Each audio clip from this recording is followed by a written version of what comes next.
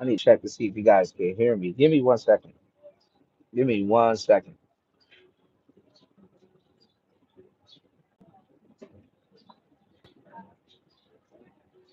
I got my pods in, so give me 1 second. We'll get started.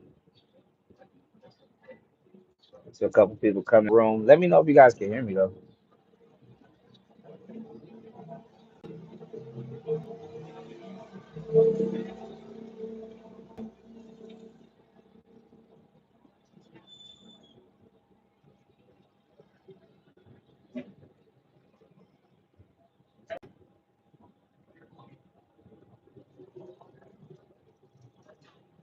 All right. All right. Testing, testing, testing, testing, testing, testing. What's going on, brother love? Peace to you, man. What's going on, Juice God? Let me see if you guys can hear me.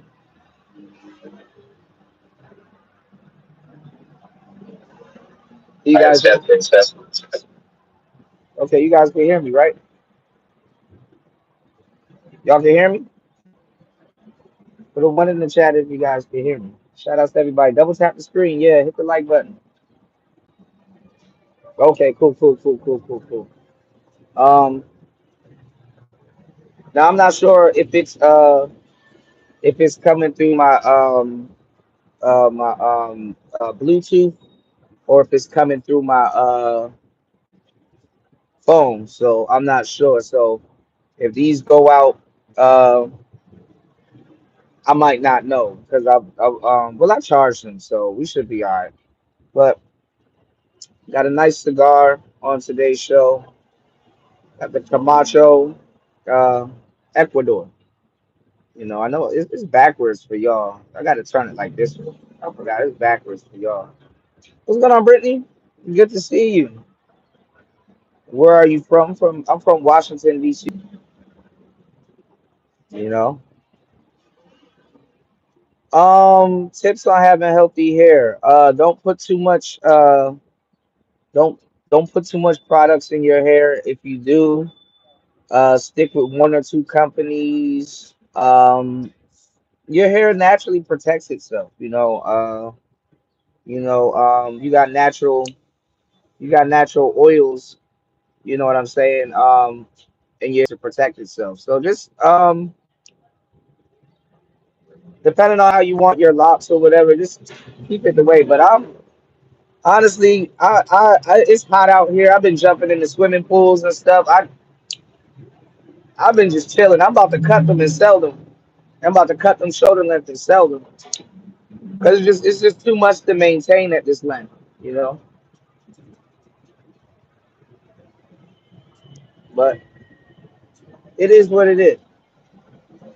You thinking about growing locks or you already got locks?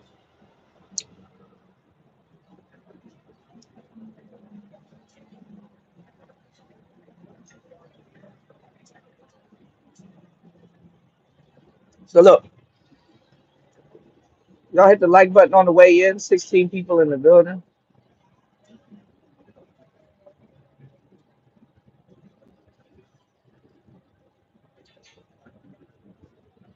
What's going on, Antisocial Socialite Podcast? How are you? Good to see you.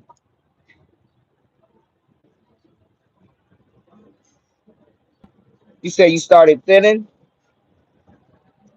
Well, if they start to go real thin, you got to focus on your roots. So what you got to do is you got to interlock them. So you take your roots, you kind of make sure they're even, and you split them into two, right, at the root, and then you take the lock and you go through it twice, and then you palm roll it and just let it go. You know, yeah, scalp health is definitely a big deal. You know,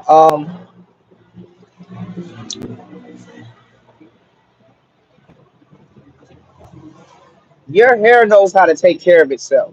You know, So that's why I said don't put too much liquids or oils into it because it might throw off what your hair is naturally gonna do. You know what I'm saying?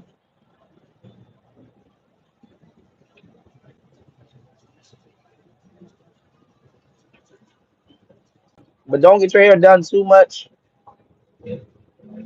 Focus on your new growth, and you should be all right. Honestly, the thing about dreads is it's about new growth. You know what I'm saying? Because your tips and all of this stuff is gonna fall off eventually. You know, all of this stuff gonna fall off eventually, and you're gonna have new hair.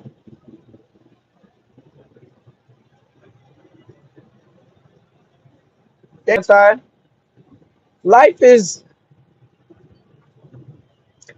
You see what I'm doing? I'm trying to sit down and relax and take my mind off of everything else and bring everybody some good content today. So definitely, I'm forever working. You know, but life's good. I can't complain. We're alive,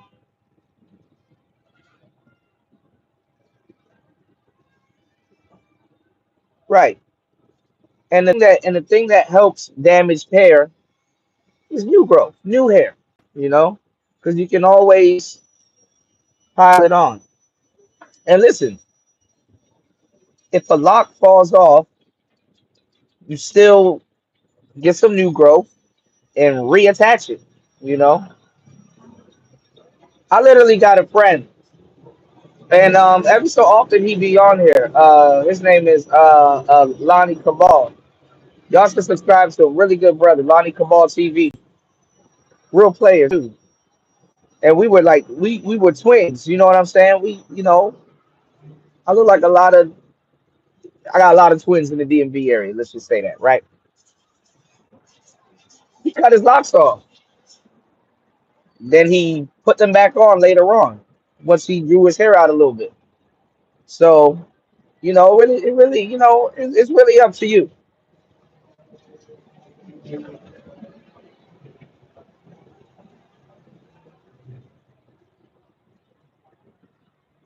But yeah, man, it's a lot of crazy topics that we could get into on today's show. Yeah, take care, Valley. There's a lot of crazy topics that I want to touch on today's show, and I'm going to be very extreme when going over these topics, to tell you the truth, because honestly, I'm not going to script this out. I don't got time to script this out. But let me know if you guys can hear me. He said, I had anorexia and it killed my butt length. It killed my butt length hair. You said I'm getting my growth back. Coconut oil, honey, yogurt, hair mat. Yeah, yeah, that's very good. Yeah, that's very good.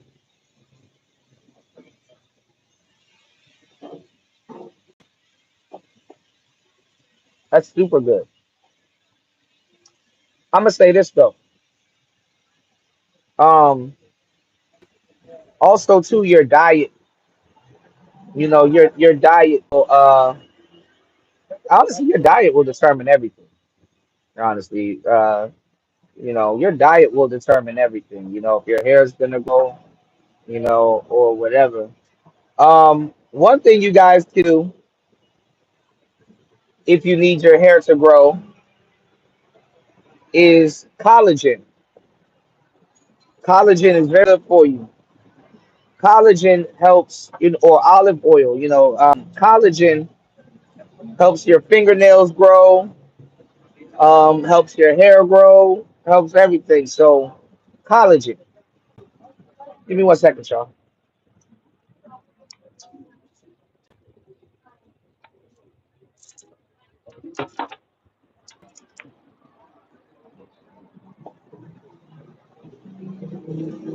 You did?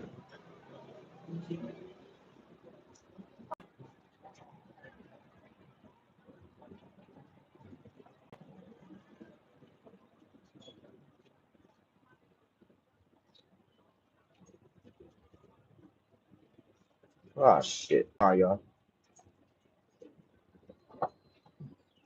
I done banned the wrong person. You shut your Green Lantern ass up.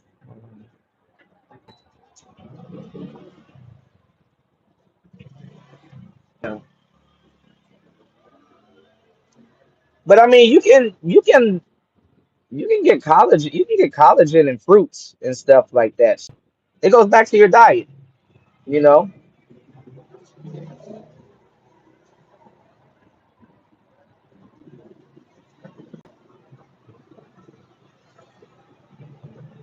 Uh, they don't give country folks a bad name.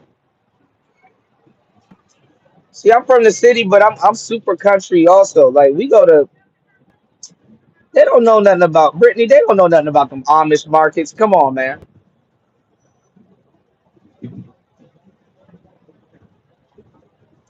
They don't know shit about them Amish markets. They don't know nothing, man. A lot of these people ain't cultured, man. A lot of these people stayed in the house their whole lives. That's why I said COVID messed up a lot of people. Y'all go get my book. There's still some free copies left. COVID messed up a lot of people. A lot of people stay in the house, right? But they're on their phones. So it doesn't slip their mind how long they stay in the house because they go from their screen to maybe their computer screen to a TV screen to whatever. Now, what did COVID do? COVID, they told you to stay in the house. So a lot of people that were already going to stay in the house anyway, willingly, got cabin fever. That's why the dating game is the way it is right now because everybody has to reset. Everybody outside knows about this because they've been outside the whole time. They didn't need somebody on the internet to tell them to go outside.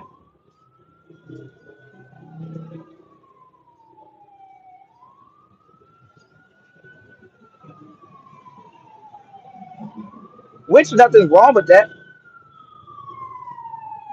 But in your situation, something could be wrong with that. Sometimes, sometimes it's not even nothing wrong. Is that you need a reminder. So sometimes, yeah, the internet made people comfortable talking shit without getting hit in the mouth. Yeah. But no, but sometimes you need somebody to remind you. You've been working too hard. Take a break. Go outside. Smell the flower stuff like that. What's going on, Miss V? Always good to see you. Shout out, shout out, shout outs to everybody in the building. Good morning. Yeah, you got to touch grass, literally. But no, I mean it's the world that we lived in. The worst world to live in. The worst human experience, the worst world to live in is the internet world. If you don't got shit going on, you know?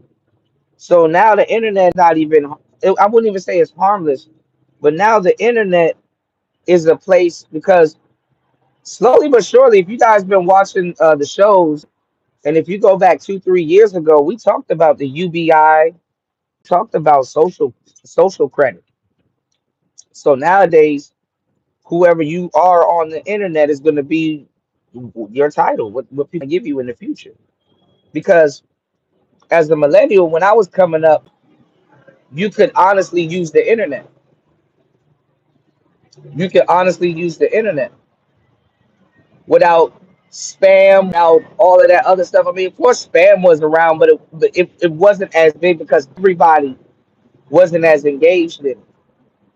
Dating turned different when the internet came. Dating turned different when texting came. A lot of people don't even remember that far back.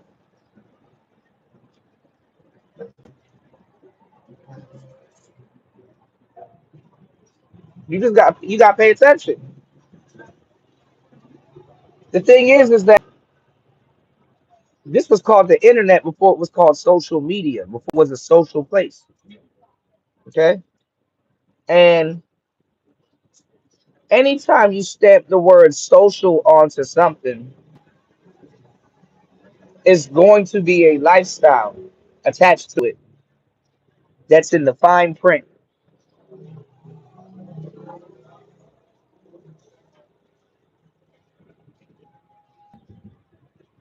So we beta tested all of this stuff right now. Right, Valley. So we used the internet when the internet was an honest place. Now it's advertisement. Now it's your business got to be on the internet. Now it's, you know what I'm saying? Especially with COVID. With COVID, it taught a lot of entrepreneurs you got to open a business on the internet to keep a social. You understand what I'm saying? Even in the real world, you tell people to get on the internet. You know, you don't have to sell physical products. You can sell digital products. Y'all hit the like button. Support the show, y'all. Cause we gonna get to the fuckery soon, but let's just talk some real shit real quick. So what I'm saying is that the internet is also an instrument, so you got to use it wisely. You got to use it. Yeah, I remember the mobile. You remember voice stream singular? It's bad out here. But no, look, things are gonna be misused before it's used for its proper context. You know what I'm saying?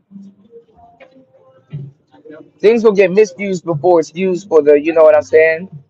Yeah, cricket is funny. I remember cricket. What's going on, Shinobi?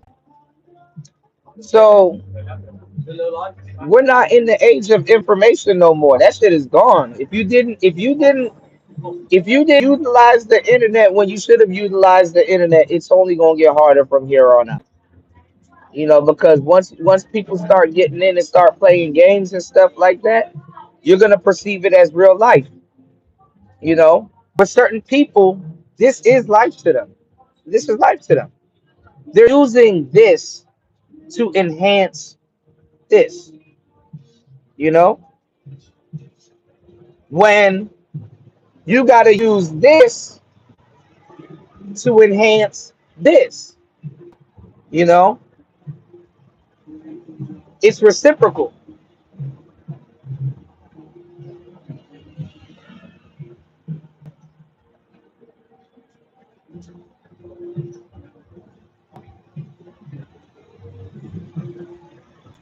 Yeah, I got it back. Shout out to Shinobi. Damn, bro, I appreciate that. I appreciate you, man. Shout out to Shinobi starting the show off with the huge $20 on the super chat. I appreciate you, man. Yeah, I had to get it back, man. We changed the channel, we did everything all over, you know. People said the channel was dead. I was like, okay, well, yeah, I had to turn this shit into Lazarus. We had to Lazarus it up. So it is what it is, you did. I appreciate it. But listen, the world is changing, man. You gotta adapt with it to a certain degree. And I'm gonna tell you some real shit. Hold on, y'all. I don't know why I did this. Why did it zoom in like that? Hold on, y'all. Something's on my screen. But I'm gonna tell you something real though. Um, yeah, this was crazy. Yeah, look, I got bags and stuff. Boy, I haven't been sleeping. Been working though. But I'm all right. But I'm gonna tell you something. I'm now watching these new red pill content creators and even the old ones, and we're past that. We're past that. You got to talk to people that really put in the work. Man has to modernize himself. Man has to modernize himself, but at the same time, man man has to keep his integrity, and he has to keep every single thing that he got to keep a lot of things hacked. And I'm not telling you to socialize yourself. I'm not telling you to get into alternative lifestyles and stuff like that, but guess what? That's gonna come with some people.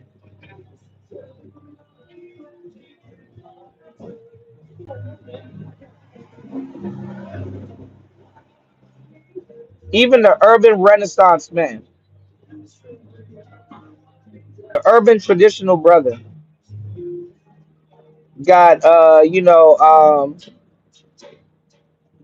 they got to keep certain things intact, but modernize it. You know what I'm saying? If you had a newspaper company back in the day, well, now you probably have an online magazine, or now you probably have a you know what I'm saying, a blog that's doing well and that's well written, and that's you know what I'm saying. So you gotta kind of modernize it. You know, you gotta modernize it. All right.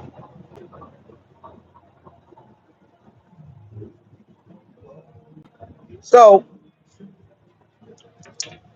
I need to ask this. I forgot these Camachos. They ask their damn self. So it's the worst. Give me 1 second, y'all.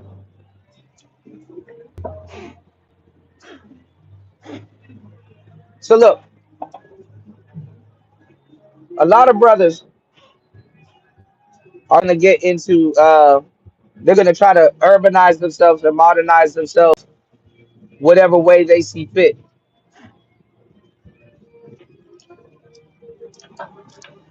So that's why you got a lot of brothers. What's good on JR? That's why you got a lot of brothers now, talking about like, robots and dolls and like all kinds of other inconsequential, sexual objects and stuff like that, and then they're using women as an excuse. Oh, well, if she can have a toy, I can have a toy. And then it goes into dolls, and then it goes into robots, and then it I'm not even gonna lie, it leads to what we're gonna be talking about a little bit later. It leads to that shit, you know. And when you haven't really explored or feel that you really got certain things out of your system, you're gonna start indulging in abnormal shit. You're gonna start indulging in abnormal shit. And it's gonna seem normal to you, but on the outside world, visibly, it's gonna be some bullshit. It's gonna be some bullshit, you know. Now I get it, because I told y'all it was coming before it came. Pause. You understand what I'm saying? I get it. But even certain things, I'd look at you like,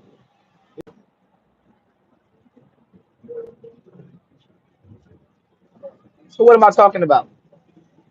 Well, if you tie it back, I was telling you about the internet, and you tie it back in with men following trends and modernizing themselves, right? All this advertising, all like algorithms and all of this stuff, right? Why is Nightbot timing out Brittany? Hold on, Nightbot. God damn. Hold on. Let me sit Nightbot down for a second. My bad, Brittany. Nightbot. My Nightbot is I can see what's going on in the chat now. Hold on.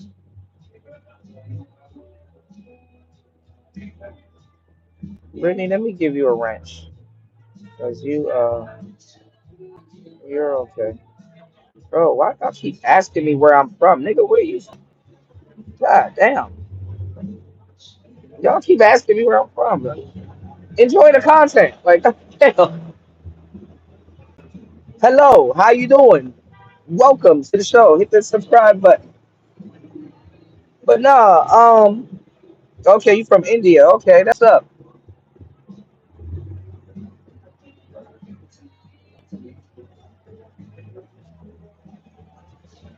We close at the moment. But no, like I said, and like even YouTube. Look at YouTube. This is supposed to be the most advanced social media form in the world. If you don't pay YouTube monthly, all right, Ryan, chill, bro. If you don't pay YouTube monthly, you're gonna get inundated with commercial after commercial after commercial after commercial. Commercials, even now, some at point probably during this live stream, a commercial will pop up. If one pops up, let me know in the chat after you press the skip chat button because it gets annoying. Annoying somebody is not good way to make a sale. You understand what I'm saying? Think about it. If you're trying to watch something and you're getting hit with advertisement after advertisement, like this is the thing. Some of us still own our regular thoughts. You're gonna be smarter than all of this shit. Hopefully, if you use mine. So yes, an algorithm can track how you think, but after a while, it's intrusive to tell you how you should think or how you're gonna think. But if you're not conscious, you won't even think about that. Okay? Annoying people with advertisements and sales and stuff like that is the worst way to sell to people because people want to be sold to when they're comfortable. You know, people willingly want to purchase something or buy something. So even sometimes when you pay for advertisement, how the internet uses it and utilizes it and where it places it and puts it might not be the best place. You're not running to pay for advertisement, but it can annoy a potential customer, especially if you do good business. So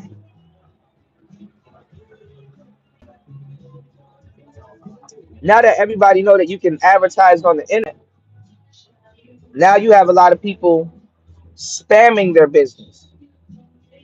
Sometimes it can work, sometimes it might not work.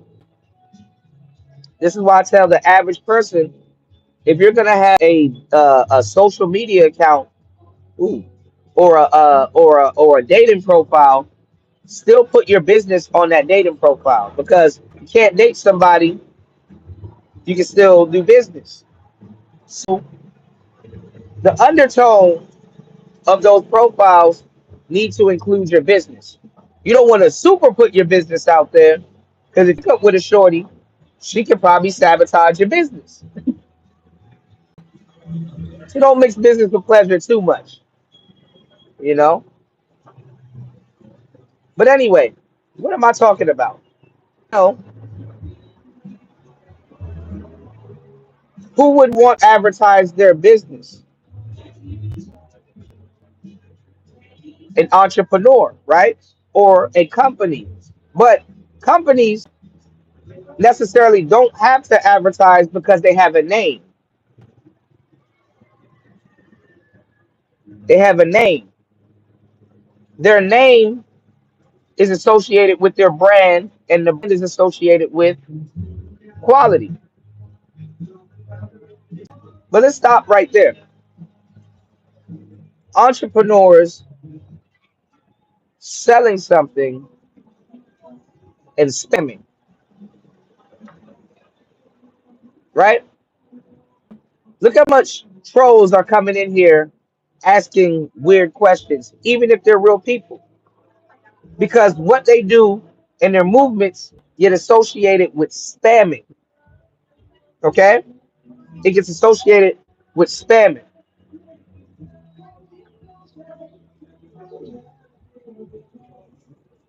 So on social media,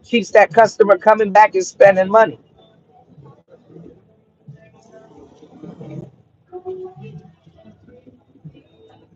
Real talk.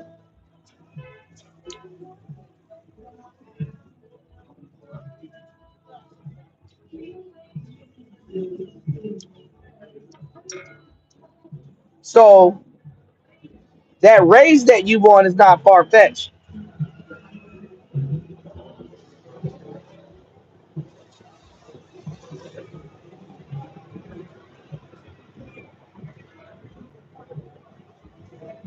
That raise that you want is not far fetched.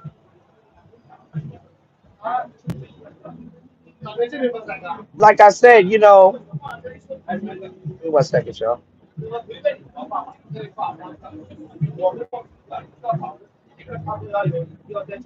Like I said, stuff gets weaponized. Stuff gets weaponized against you know.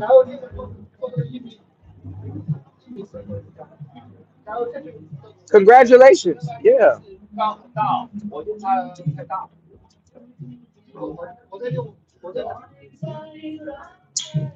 He said no more Monday through Friday and weekends off, and they want to change your days and keep you close to 30. Yeah, absolutely, absolutely.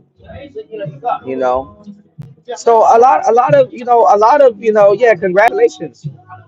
A lot of the, a lot of the stuff that we do and go through on our day-to-day basis, it gets weaponized against us. But the thing is that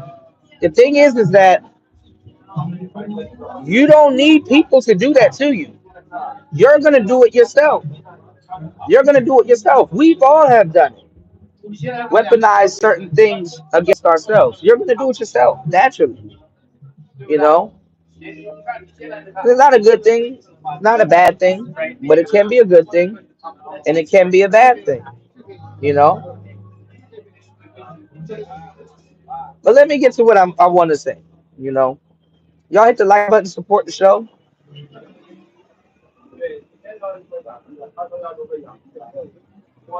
You got a guy. Y'all used to watch Family Matters growing up. Who used to watch Family Matters?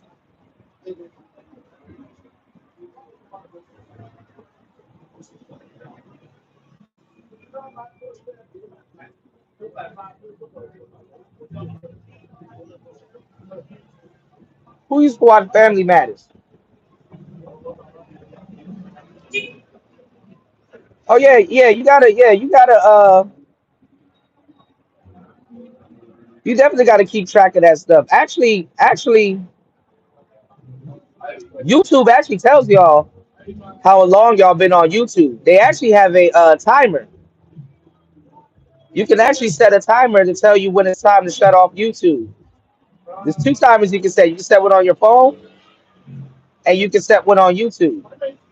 It, how long you stay on YouTube is valuable information.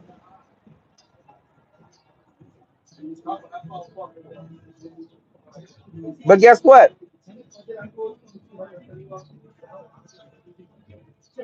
Nobody cares how long they stay on YouTube. Nobody cares. And the thing about it is they want you to stay on this platform longer and longer and longer and longer and longer. There's nothing wrong with that, but you better utilize the time on here a lot better, a lot better than the average person. But a lot of people don't track that. The average viewer of YouTube, they don't care about analytics. They don't care about analytics at all. Y'all don't look at analytics.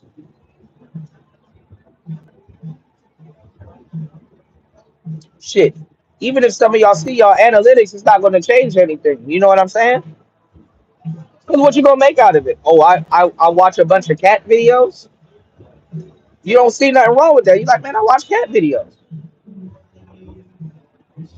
You did? Absolutely. You know where it is. You know where it is, Brittany. That's why I laugh when people try to tell YouTubers how to be YouTubers. And then they get mad at me when I say, well, why don't you go create a channel? Oh, it ain't as easy as you think it is, huh? You gonna go live and it's only gonna be you and one person in the chat, and that's a robot or they sleep or a troll. Really?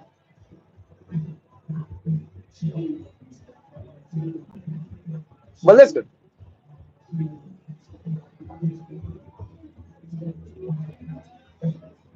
the guy off of Family Matters that played Eddie Winslow, Darius McCrary,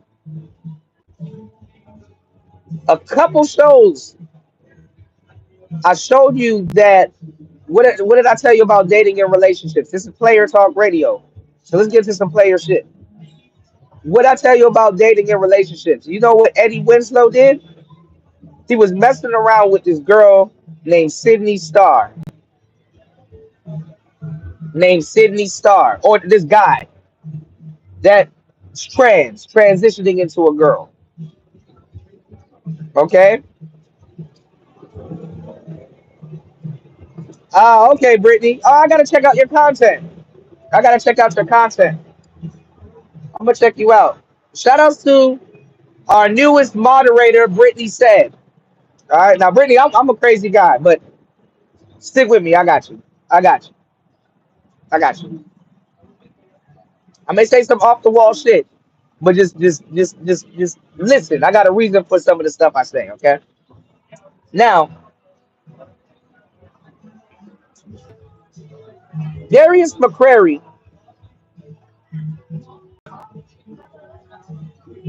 this goes back into a young black man. I hate to say it, but I'm telling you,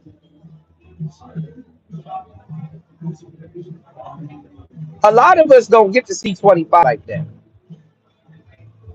or thinking about the life after 25.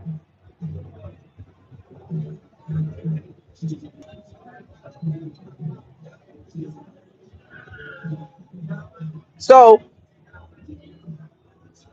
you got to save and make for yourself for the future.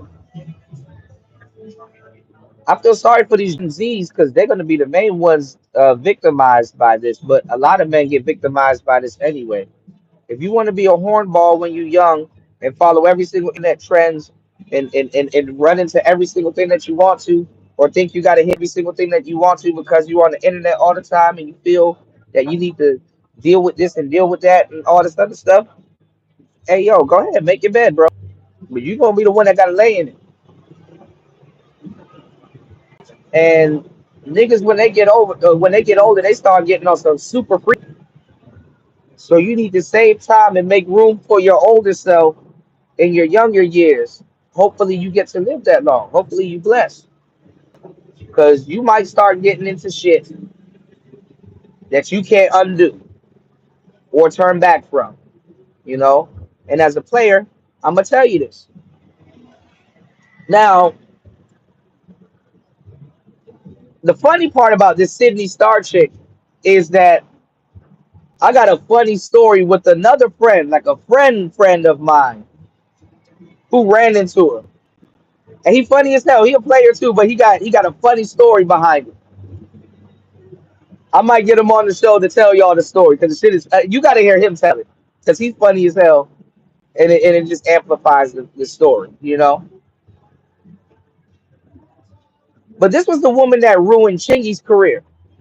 Chingy, she ruined Chingy's career. I actually like Chingy. Ludacris helped with that too, but anyway,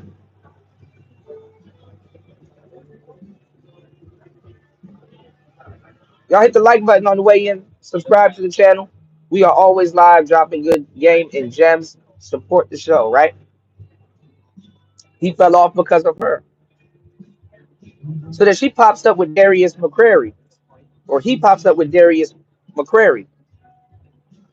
And I'm not even gonna lie, I've seen movies. I forgot the name of that movie, but I've seen movies with him. And when he popped up with her, you could just see it in his eyes. Like something wasn't right. And then I'm gonna tell you some real shit. It be these married dudes. Shout outs to my married players. But It be these married dudes that be into like this weird shit. And we're gonna talk about this a lot more on the show because there's some things that need to be it's some things that need to be explored when we get into this damn topic. It's some things that need to be explored when we get to this damn topic because a lot of people start stealing my content because they thought that incels were only relegated to these fake black pill dudes talking that black pill shit on the internet. They thought incels were the red pill dudes. They thought incels were a lot of the dudes that were running around here trying to acquire game and talk to women and spit game and all this other goofball shit. That's what they thought incels were. Well, I had to point out because I'm one of the few pioneers that's still around. I had to point out that has it ever crossed your mind that a real incel is actually married and they're in a marriage right now? Right? Think about it. Think about it. Your wife can make you an incel. Your spouse has access to make you an incel. And when you choose to take advantage of whatever dating game or whoever's around, right? You get charged with adultery. You get, divorce court. All kinds of stuff happens to you because you stepped outside of your marriage. Adultery. And then some of y'all got this arranged adultery thing going on and think that it makes you a player. No, it just makes you a nigga cheating on your wife, even if she knows it or not, depending on what's going on and how it's going down. But I talk to a lot of men, and I'm like, why do y'all wait until y'all get into a marriage to start cheating? Like, it makes no fucking sense. Then complain about women.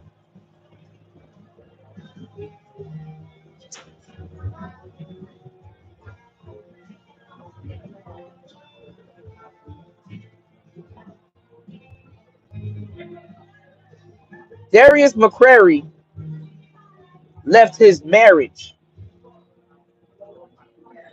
for Sydney Starr.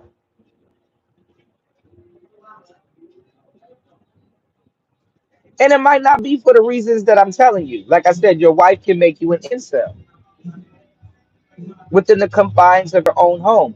And you're funding it.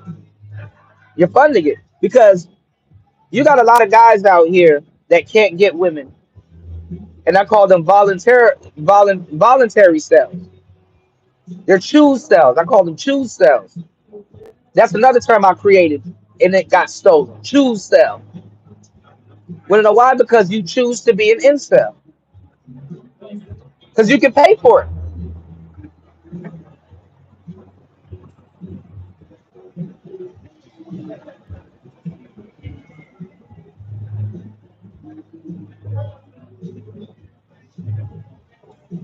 So, at least if you're not married, no one can truly make you an incel because you can still put some money behind it and get something out your system or get something off or whatever. But when you're married, that's when a lot of different things start happening within the confines of your household. And if you're the breadwinner and you're funding everything, you feel an extra weight on the back end because you pay for it. We pay for a lot of things in life and we want to reap the benefits of it. I know McDonald's is not necessarily healthy, but when you go to McDonald's and you pay for a Big Mac, you expect a Big Mac. And you expect quality, and you understand what I'm saying? The problem is that now you're dealing with people. This is why I tell people, they're like, oh, I'm gonna we were just watching Anton Daniels go at it with Yada about the 50-50 and all that other goofball shit that people don't understand. Just getting here. Y'all be thinking 50-50 is for broke people when rich people are the main ones that go 50-50. Rich people need to go 50-50 because going 50-50 is not always necessarily a half and half thing. A lot of times it's a collaboration. That's what it is.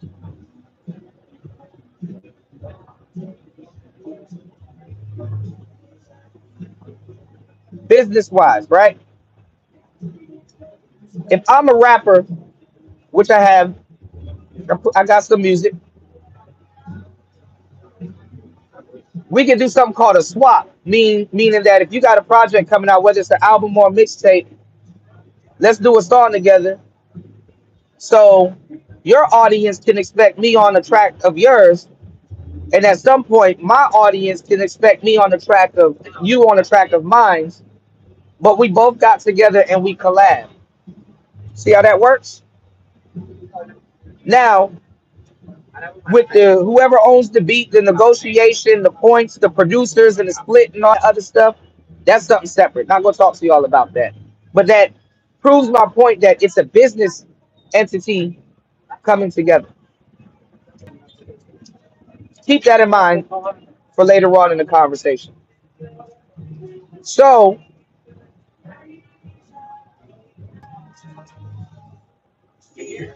hold on. This man left his marriage to get with a trans woman, I guess. Or man, I don't know. He left his marriage to get with a trans because he into that freaky shit. Or somebody turned him out, you know? Somebody may have put something in his drink, somebody may have whatever. But he made a firm decision. Yo, I'm leaving that for this. And that's what people want to push on men in the future. Inconsequential sex. The heterosexual man is always going to be the most compromised being on this planet. Trust me when I tell you that.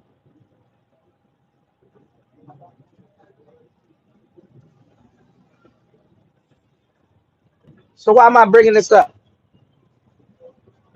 Well, recently he was on No Jumper, Adam 22, with this Sydney Star chick.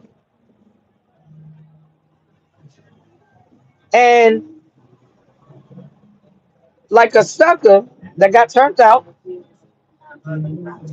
he Sydney Star recently revealed that he bankrolled and paid for a surgery to get that chopped off, and he paid for the yeah, he paid for it.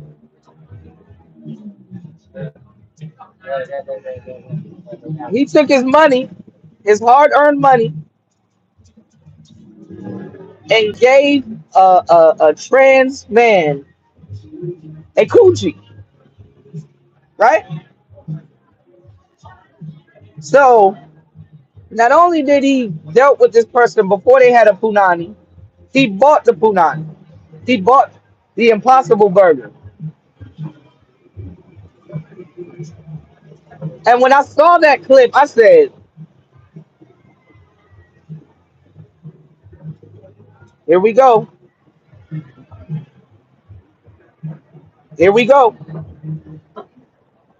Literally a couple days ago. As soon as I saw that, I said, "That's the worst thing you can ever do. That's the worst thing you can ever do." Because that person used you, and now you purchased their new life outside of you. They don't know what to do with that. They don't know what type of power that may hold. They don't know what to do with that.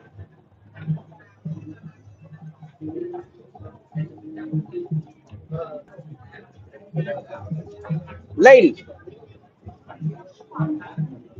your mama ever told you not to buy certain boyfriends and men's shoes Because what they will take them shoes to do, walk up out of your life. Nothing wrong with buying your man shoes, but be careful buying your man shoes. Hell, I even tell dudes, if you're not gonna stay with certain girlfriends and stuff like that, I'm just saying you might as well turn it into a learning experience to learn how to, go off and go attract the girls that you do want. If you don't know how to dress, let your girl teach you how to dress. Fuck it. It's nothing but clothes anyway. You take them off, put them on. Wanna know why? Because if she likes the way you dress, there's thousands of other women that may like the way you dress. Some people, when they're rich or they're well taken care of, they attract other people. And if they're not used to that type of attention, they will sabotage whatever attention they have or currently get it. You understand?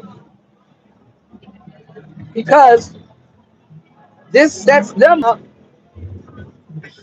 to get what they probably always wanted,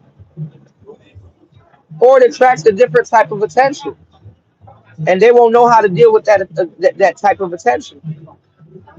They will start to feel that they can do better than you, and then we start getting into this type of conversation. This gets into the laws of hypergamy and all that other stuff. But this isn't technically hypergamy. This is called dating. Now, you can be hypergamously dating, but that doesn't necessarily mean that you're practicing hypergamy. Talked about that so many times. Y'all hit the like button, support the show. Support the show, y'all.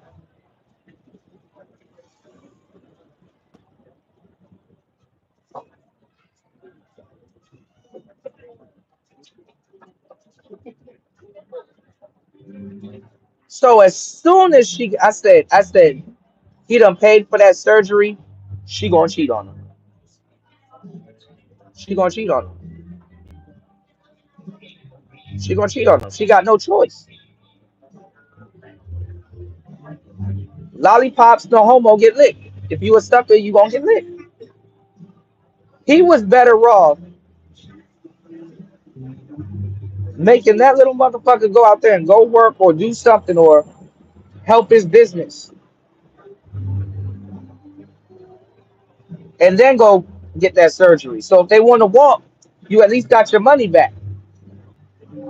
You know, I don't know why y'all dudes be spending 30K on women that have not been put that haven't even put in 30K or an equivalent back into you. Back into you.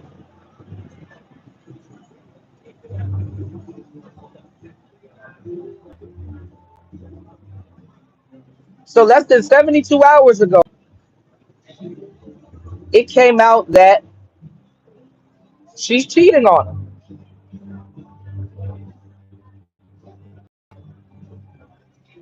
with the new coochie. That's cold blooded. Your man bought you a new coochie and you took that coochie and gave it to somebody else. That's crazy. Damn it, Nightbot. Hold on, man. Hold on, Reese. I got you. Nightbot. God damn, Nightbot. Nightbot. I'm gonna have to time you out for like 5 minutes, Nightbot. So they'll directly take what you given to them and go spend it on somebody else. You buy her a new car, guess what? She gonna be pulling up in that new car with another dude. And some Nightbot. How the hell is Nightbot still timing people out? My bad, Reese. But yeah,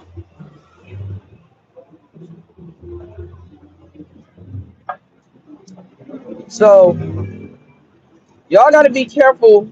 Y'all gotta be mindful and careful of the favors that you do for people because it will come back to bite you in the ass. Hold on, y'all.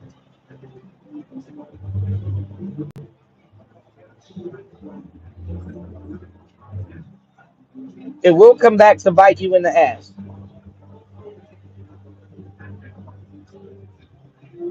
No homo. No homo.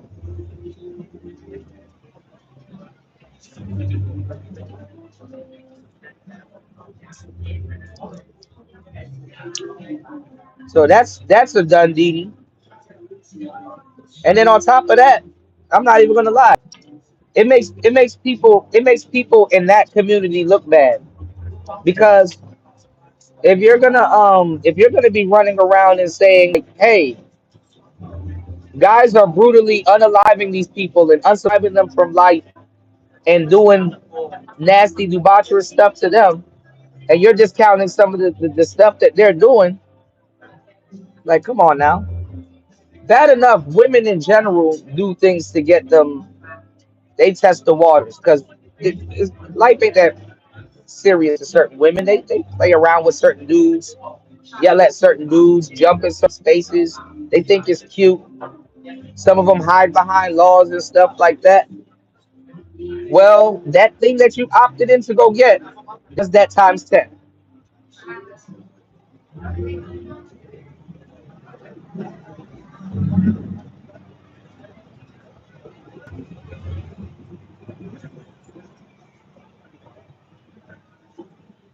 And every single favor or thing that you're doing for that person, that's not going to get deducted out of alimony. That's not going to get deducted out of your divorce settlement. It's not going to get deducted.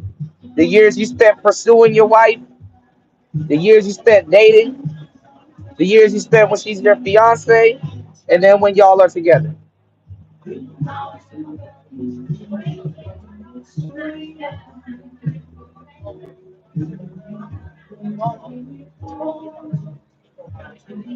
Doesn't get deducted. Then on top of that, think about it. She gets to get her lifestyle after you maintained by you, and you got to go off and try to create a whole you might even go off and create a whole the same situation elsewhere. And guess what? It's funded by you. You might not be getting what you should be getting out of it. It's a bad deal for a lot of men. So when people are like, "Oh, well, why aren't men dating? Why aren't men approaching us? Why aren't?" Because on the back end, it's a money grab, and people are sabotaging it. Okay, it's sabotaging it, the quality of life. So what are you gonna do as a man?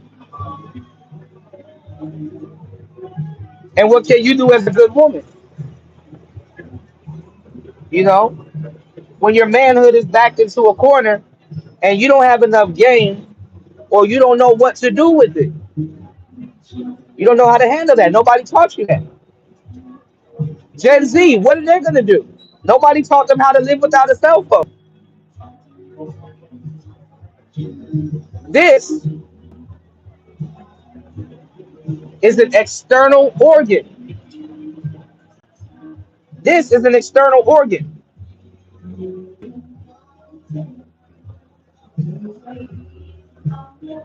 Wireless,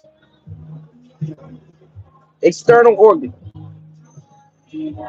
So what happens is you have you have a lot of different things going on in the world today. You have to figure out how to put it in order, where to put it. How are you going to get this done? What's going to happen?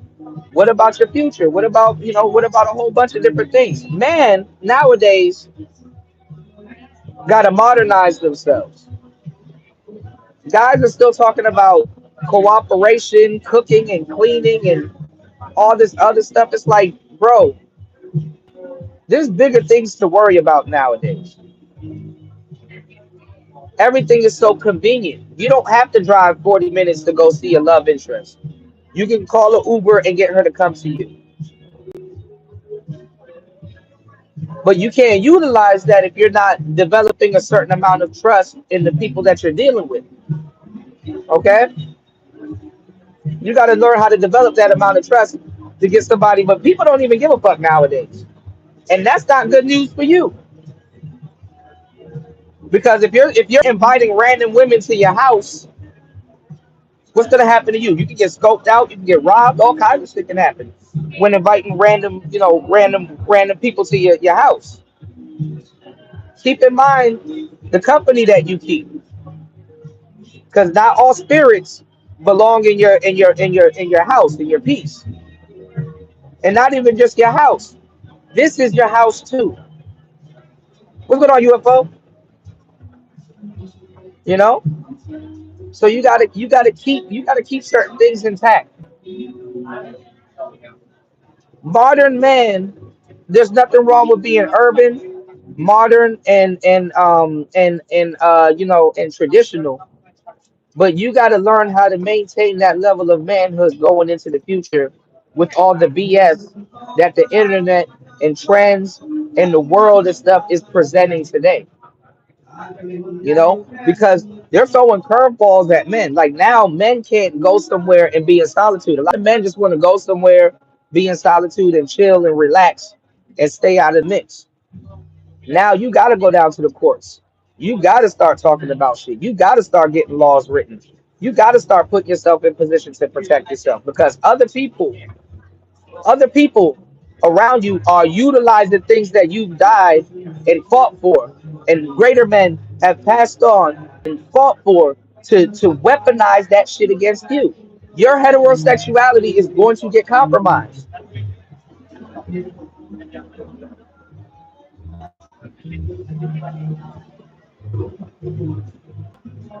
because it's being compromised.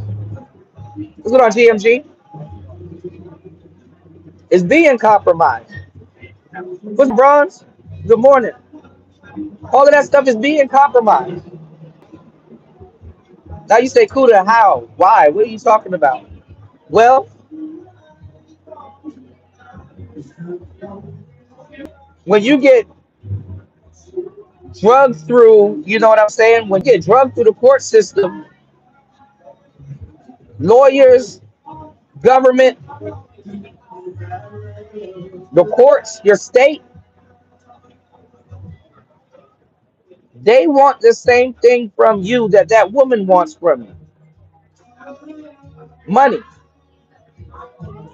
money.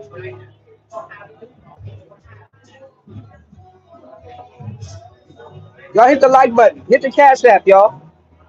Hit the cash app. It's going to be cheaper to support a hardworking black man that's giving you the game than it is to fall to what I'm telling you, right? So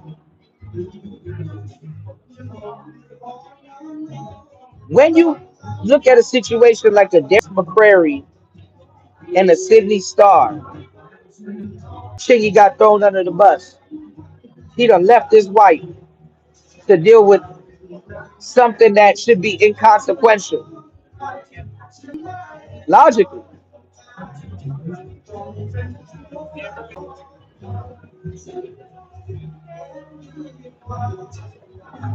you're you being heterosexual legitimizes their surgery, their lifestyle, and all kinds of stuff.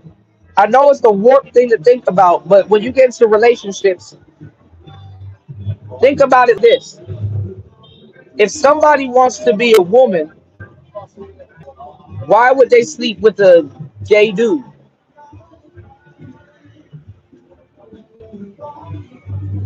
They believe that they're a woman. And let me tell y'all something. Because old LGBT people and young LGBT people, they don't agree with each other. They're actually beefing with each other. They have an internal war at the mercy of your heterosexuality that's being discussed, and you don't know about because you're a straight man. You don't know about none of that stuff. I don't care to know about none of that stuff. It's just I happen to find out by being in the midst of urban America and learning, you know, what's going on and like, oh, okay. I start to look at all the chess pieces and then like, I'm like, oh, okay. You know, it's like a deck of cards. You start to read the hand and be like, oh, this is what's going on. Oh, damn. When I see something, I kind of want to know what the hell I'm looking at. I can make my choice and go that way instead of being around something that you understand what I'm saying? That you know,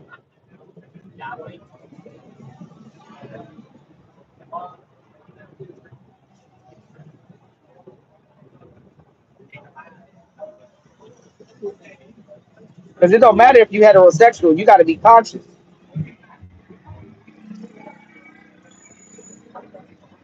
Now you got to look at it like this: 22 people in here. Let's get the lights up. Support the show. What is the itinerary? And even looking at Kamala saying she's going to legalize these surgeries. What is the itinerary?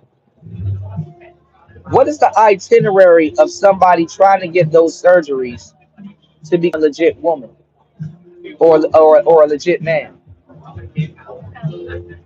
They either got to have a whole bunch of money, they either got to find her, they either got to scam, or they either got to sell some on the side to cater to a special audience. You know, they either got to cater to the side for a special audience to get a certain amount of capital to get that type of surgery. And when they get that type of surgery, they're not trying to mess with gay dudes no more. I hate to say it like that, but and that's fucked up. But that's among them. It ain't got shit to do with me. I'm just letting you know because it's interesting, right? That somebody from that community don't want to deal with somebody from that community.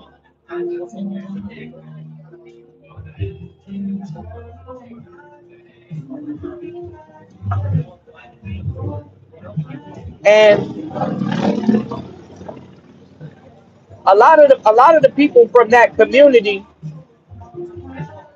a lot of the people from that community has to convince themselves that they are what they claim to be because they put a whole lifestyle behind it. They put a whole lifestyle behind it. Now, you as a heterosexual male, you need to know this because they trick people. The witchcraft is crazy. It's not even them, it's doctors. The medical field is behind that shit. Performing performing all the witchcraft in the world. Performing all the witchcraft in the world. Okay? So that's why sometimes it's good for you to go get you a young lady and get the hell up out the game for a little bit. That's why it's good to go get you a young lady and go sit your ass down for a couple of months. Nothing wrong with that. Get out the way.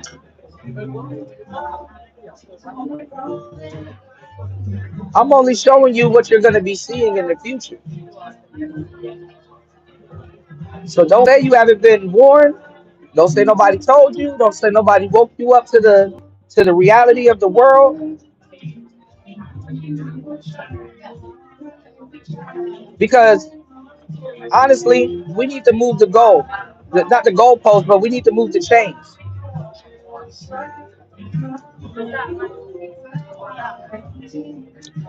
And what do a lot of those people want from you as a straight heterosexual man? They want you to pay their bills like a woman. They want you to treat them like a lady. They want you to it's all of that shit. And it's cloaked under a regular relationship, which that's cool for that lifestyle. But as for you, you better know how women work. You better stop fucking around on the internet and start really getting your knowledge on women because you're not going to be able to tell the difference if you don't have experience, if you haven't been around them, if you don't know their response to things, how they act and certain things that they're doing. And women, y'all got to stop with the scamming.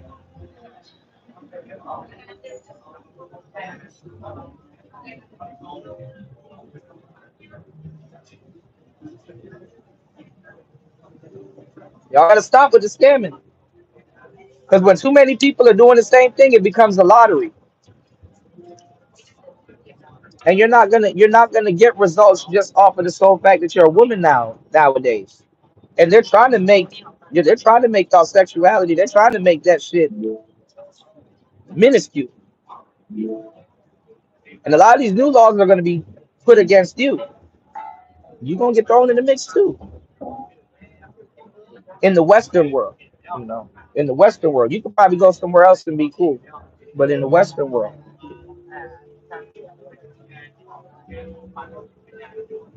So that was kind of what we were talking about when we were talking about Darius McCrary, and we were talking about that whole situation. You know, because a relationship is a relationship. Whether good, bad, or whatever. That's what people will call a unique relationship. You know, because it's supposed to be unique,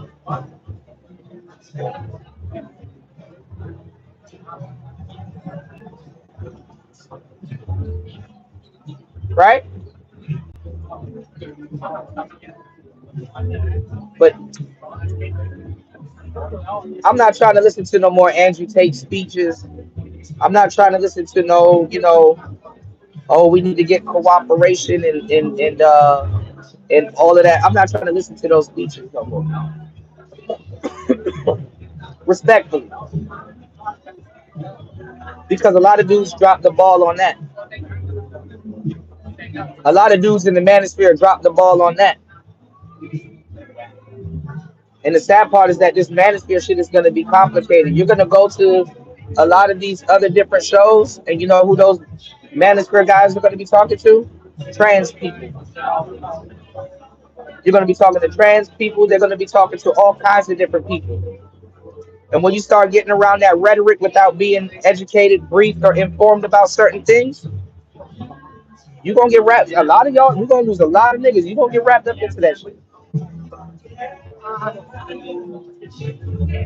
So, me telling you go outside is the least of your worries. Right, Beta.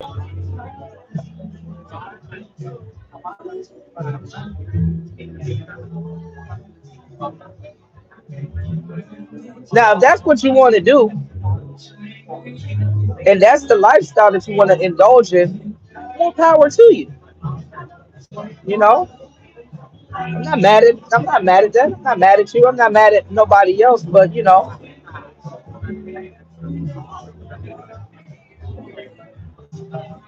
I just don't want to see y'all running around here talking about Diddy and all this other shit. And it's 2024.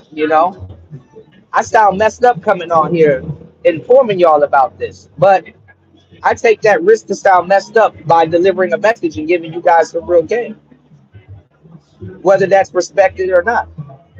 You know, y'all support the show.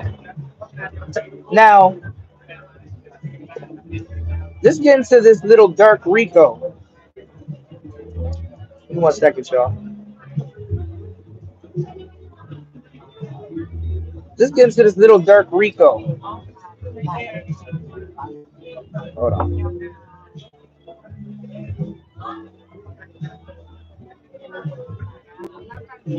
So, and I'm not gonna lie, the fans kind of, uh, the fans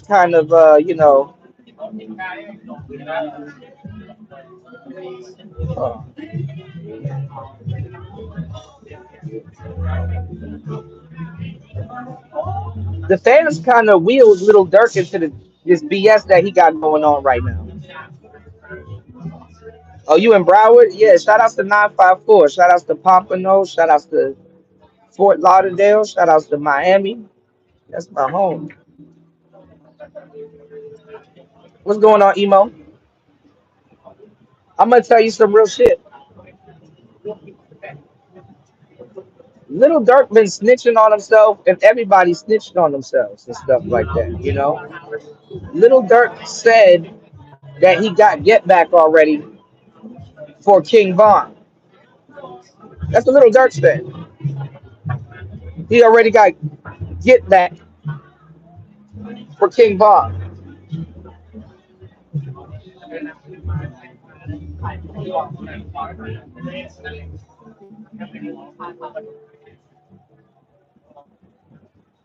Well, if y'all don't know,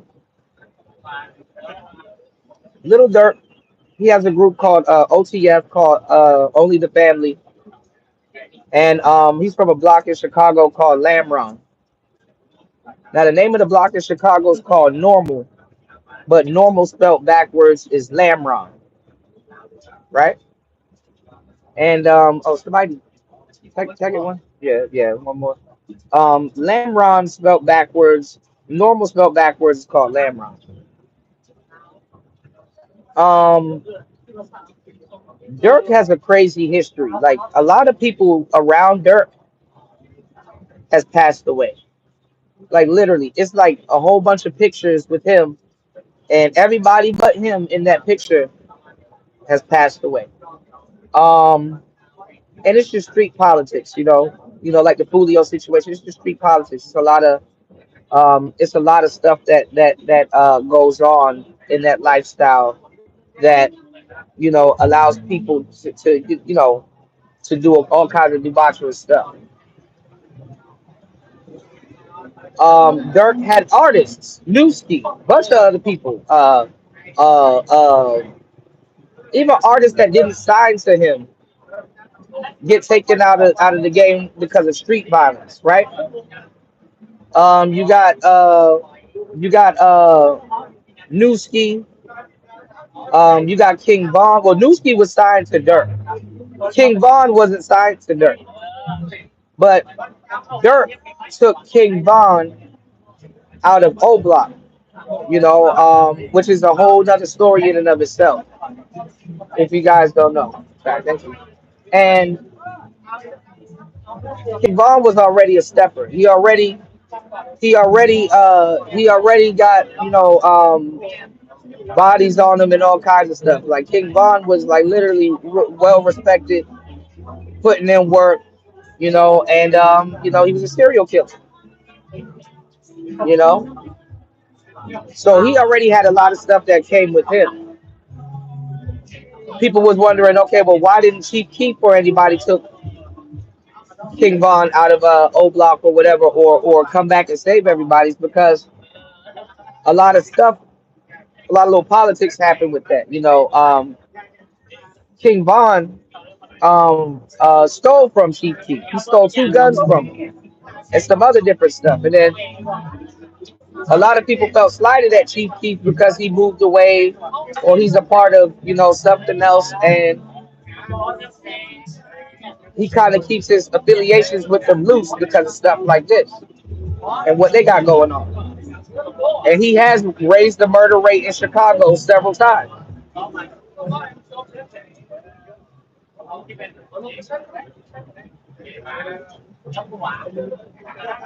So a lot of people feel that Chief Keef owes them.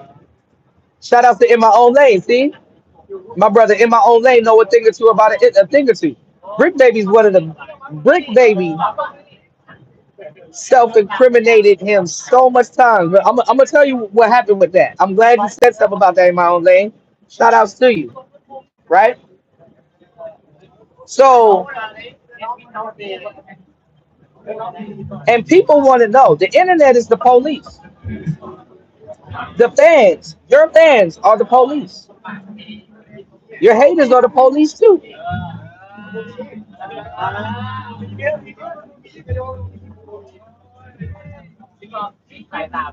We live in a day and age that if it ain't caught on camera, or if you merchant for something, or you're self snitching, if you don't take credit for it, you didn't do it.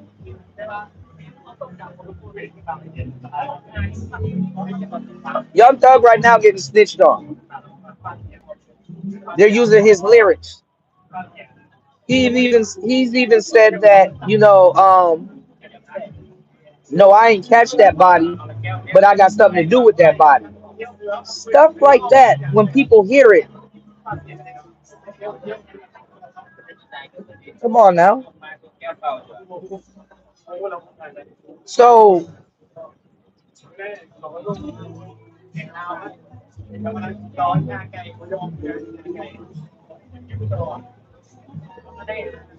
Dirk takes King Von out the hood, and he's running around. He got the OTF chain, he got tatted on his hand, and blah blah blah. King Von takes a ecstasy pill, and well, anyway, King Von got himself into a beef with NBA YoungBoy, and they're going back and forth, low key and high key. King Von's girlfriend, Asian doll, ends up doing a song with YoungBoy because YoungBoy is the hottest independent artist out at the moment, right? All right, James. Um, and I think King Von ended up linking up with Janaya, but I don't think they did a song or something like that together. Now, King Von was cool with Quando Rondo, but once you start beefing with Quando Rondo, I mean, once you start beefing with NBA YoungBoy, now you inherit other people's beef. So King Von's not cool with Quando Rondo no more. And then they in a circle, so they probably talking shit about each other. Well, King Von does a show in Atlanta, finds out that Quando Rondo's not too far from him in Atlanta because he's from Savannah or like just in Georgia, right? He pulls up on him, and King Von fires off at Quando Rondo, hitting him in the face, and they just get into this big fight, right? King Von told the security to go that way and went a completely different direction. So he pulls up on Quando Rondo, basically chasing clout because it's easier to get to Quando Rondo than it is to get to NBA YoungBoys. NBA YoungBoys tucked somewhere off in Utah at Gravedigger Mansion, right? So in the midst of them fighting,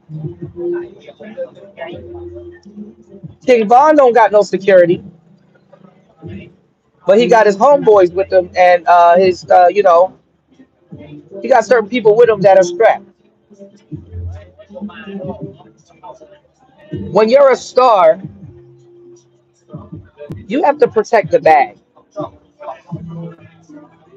Recently, Florida fucked up, right?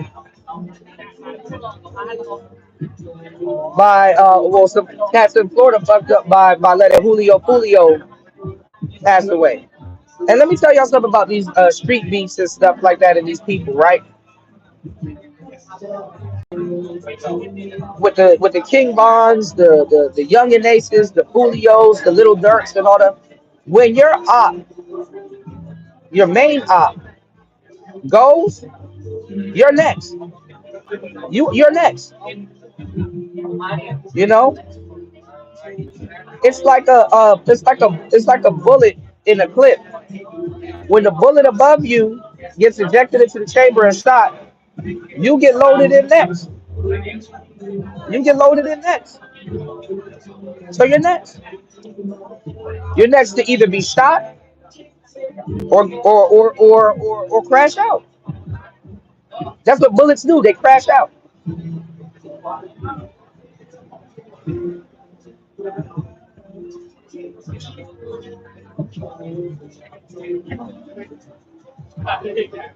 Tomato, tomato. You know what I'm talking about.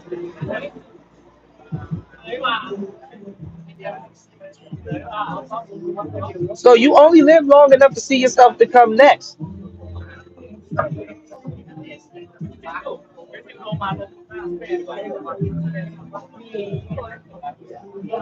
yeah, you made a bag off of it, but guess what? You're gonna need to put some of that bag away to get you out of a situation. And it's not even that; it's people that are around you. All right.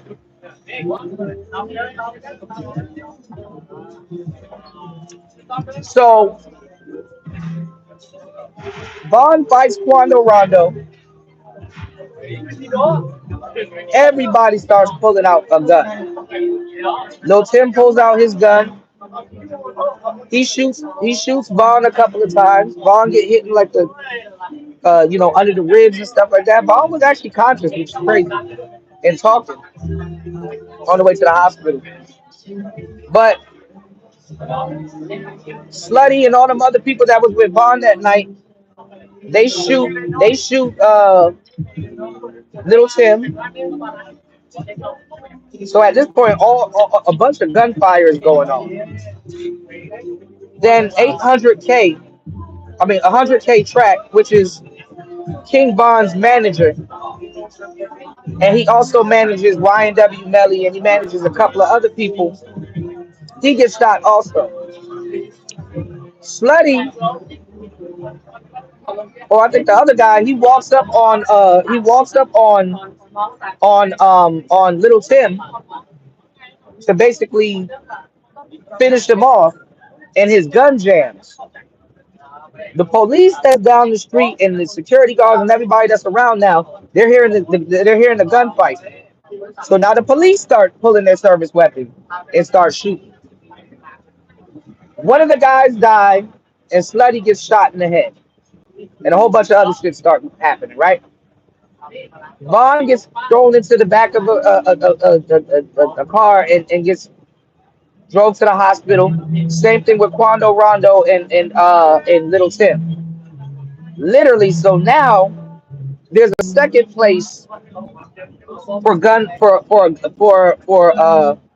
another gun battle, which is at the hospital.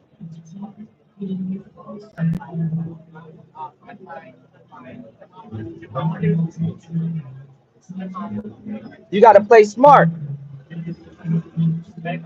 So instead of getting finished off at the hospital, what happens when Quando Rondo takes Little Tim to the same hospital that Vaughn is getting taken to?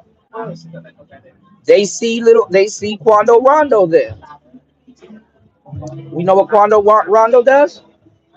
He goes live to avoid to avoid, people on camera from finishing the job, right? Avoid people on camera from finishing the job. So now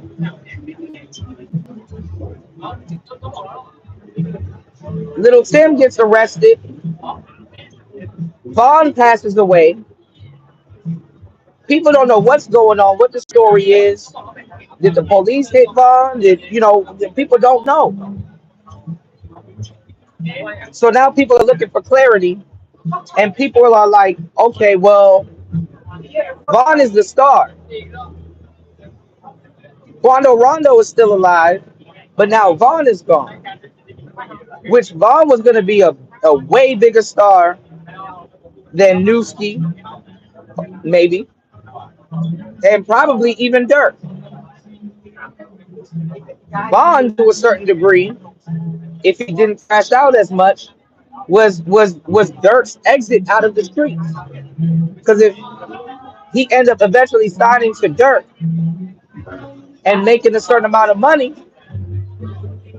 Dirk won't need to be doing what he's doing. Even though Dirk don't need to be doing what he's doing anyway.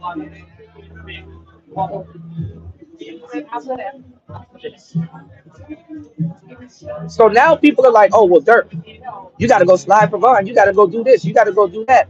You know, you know. And the crazy part too, which is messed up, is that this was around the time Dirk made a song called "Get It Back in Blood." Get it back in blood. So Dirk damn near got to go live by his lyrics, which is, you know what I'm saying, which is trending right now because that's his biggest song that he got with Pooh Shiesty. You know what I'm saying? So Dirk said something to the degree of, we don't want to hear you saying rest in peace or wearing your homeboy shirt if you ain't get it back in blood. You got to get it back in blood. So he set them parameters for himself.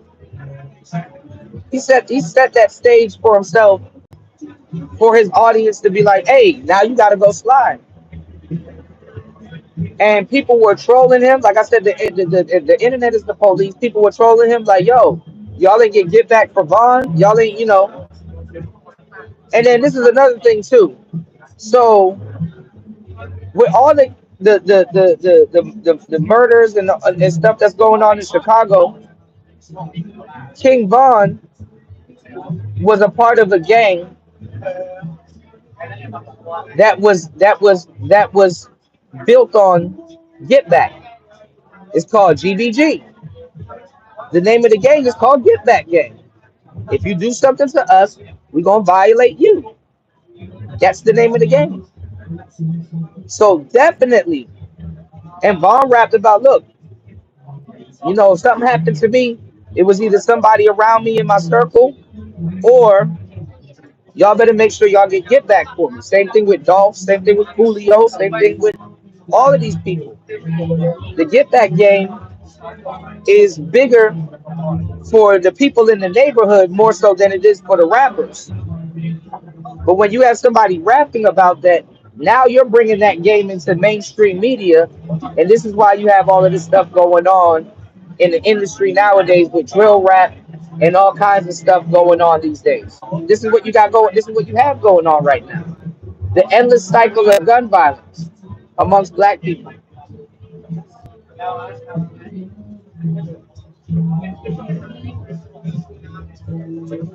So now you got, and you can kind of blame academics for a little bit of this, a lot of bit of this stuff. Now, little Tim beats it on a self-defense charge, so he's out. Naturally, he don't want to be a victim, so he gonna start rapping and dissing. And Quando Rondo's career, he gets stifled because he can't perform nowhere. People are waiting for Get That. People won't book him because it's like, oh, we don't want no violence, and get our club shut down. So now you got a couple of problems here on both sides. Dirk lost an artist. He got to get back in his mind and in his audience's mind, because that's crazy. All of the stuff you've been through and survived and stuff like that, people still want to see you crash out. He got an artist that he got to go bury that would have ended up in jail anyway. Quando Rondo's career stifled. NBA YoungBoy's in jail. Now you got this new guy that people on the internet are dubbing the Vaughn Killer, ironically.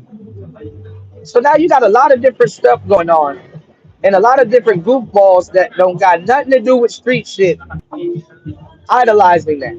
Don't know what they're talking about and stuff like that. And the pressure is on Dirk to get back.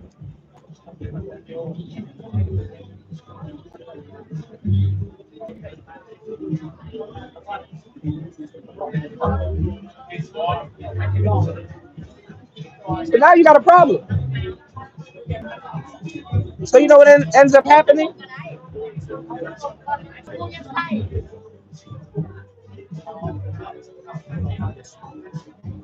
Quando ends up going back outside, end up going to LA.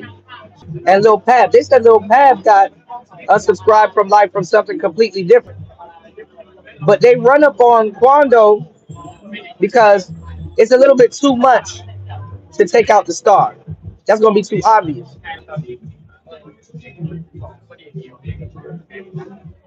So what was told to me from a reliable source was that they knew where Quando Rondo is because he's been ducking a bunch of shootouts at home, where else. That they probably thought that was little Tim, and they want Quando to feel the same type of pain that they felt, because it's not just Dirk, it's everybody in that circle. Vaughn was a high-ranking member, well respected.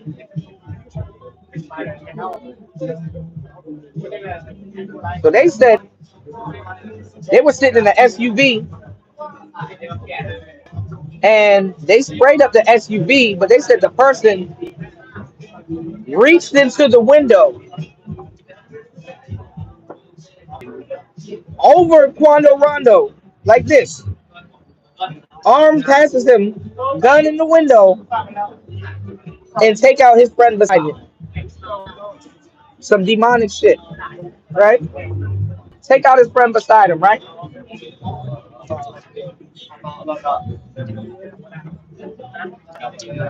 So he takes out his friend beside him and does that in front of him as a demonstration. Quando Rondo, the police get called and stuff like that. You got video of Quando Rondo. He's like outside, and he uh he basically he's yelling no. He's screaming no. He lost a friend. Can't really go to a you can't really go to the funeral like that.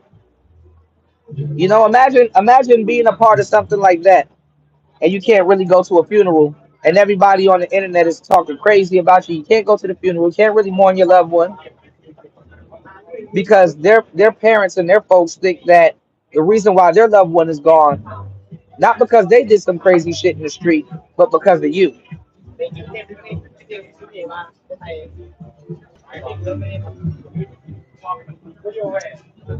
They're gonna look at you as the killer that showed up to the funeral.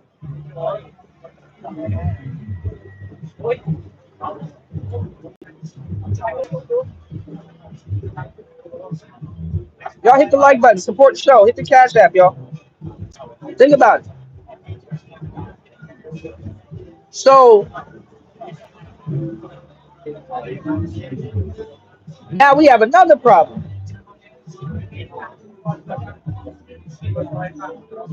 The Vaughn killer is still alive. Quando's still alive. His friend is gone. Dirk's celebrating. Quando gets tired. He goes to LA. Shout outs to In My Own Lane, giving y'all the biggest clue ever. Guess who he links up with? He links with Big U. Now, hold on, y'all. Now, Big U is the leader of the Rolling 60s. Quando Rondo is the Rolling 60.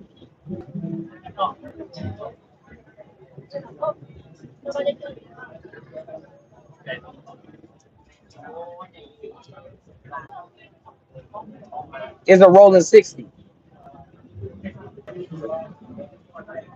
Brick Baby is from LA, but Brick Baby played a big role in Atlanta. Okay? Together, what I'm telling y'all.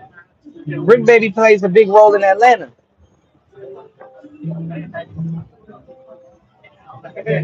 If y'all don't know who Pee Wee Longway is, if y'all don't know who certain names that I'm naming, if y'all don't know who they are, you're gonna kind of be lost. All of them, because politics on the East Coast is different than it is on the West Coast. So a lot of people are saying, "Yo, Brick Baby backdoored Lil Durk," because Brick Baby cool with Lil Durk. Brick Baby's kind of like that. It's like LA. It's like you tap in with certain people, you tap in with certain people, so you can move around freely, get the drugs that you want freely, all kinds of stuff. That's what the tapping in is for. So somebody said Brick Baby kind of backdoored Little Dirk on that situation because of his loyalty, the loyalty that he has to have for the 60s. Yeah, slide for Vaughn. What's going on, Andre? Y'all hit the like button, support the show, y'all.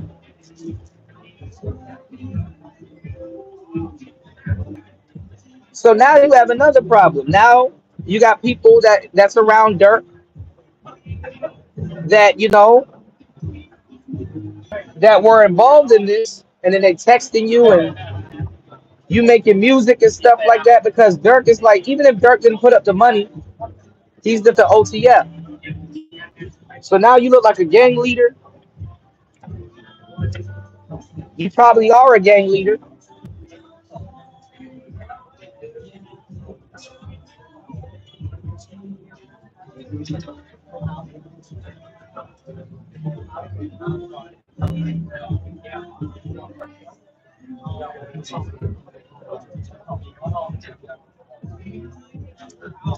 And now you in a conundrum right now.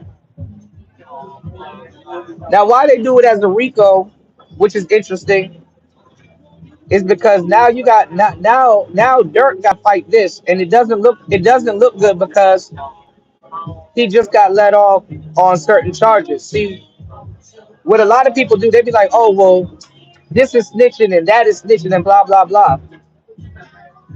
And what's going on? What's going on, y'all? Y'all hit the like button on the way in, support the show. I'm gonna get to the chat in a minute. So Dirk's lawyers can somewhat make this go away, but the problem is, can he really make it go away? Because now it looks bad because what happened with Vaughn, all of the stuff, you know what I'm saying? All of the stuff that's going around Dirk, they're gonna try to give him some time.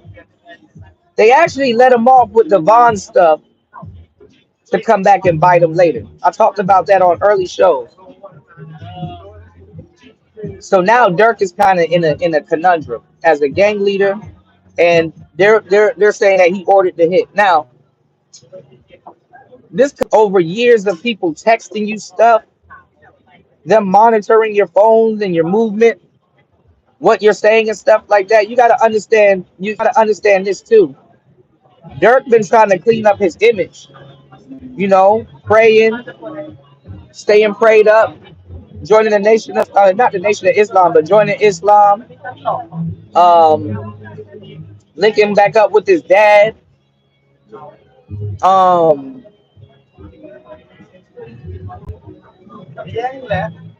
Recently he just did a show, ending the beef.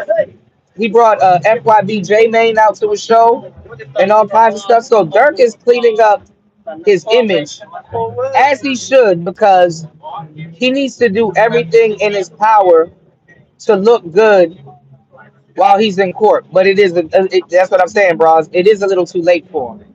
But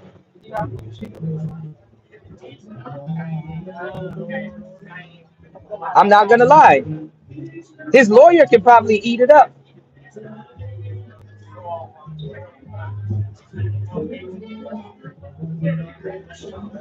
His lawyer can probably eat it up.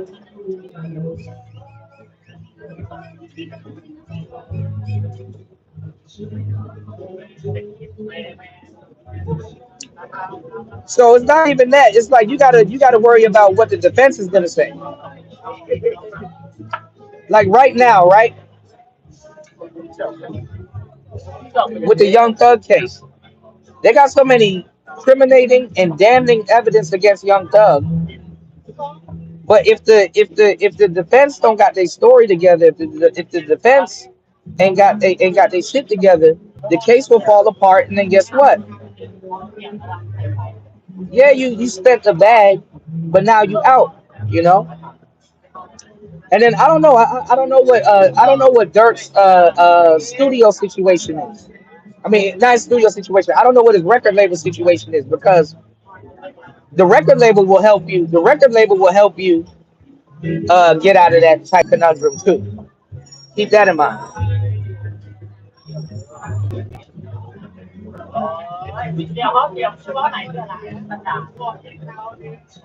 But you owe them.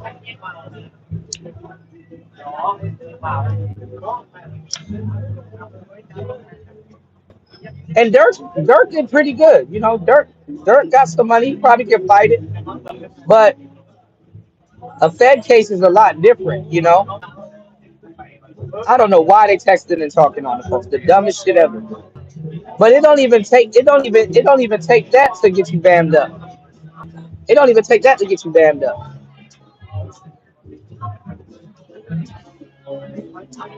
Dirk was low key bragging about it. Oh, we got get back. Y'all just don't know yet. You know, Dirk said the feds were coming from him. He knew the feds were watching. King Von knew the feds were watching him.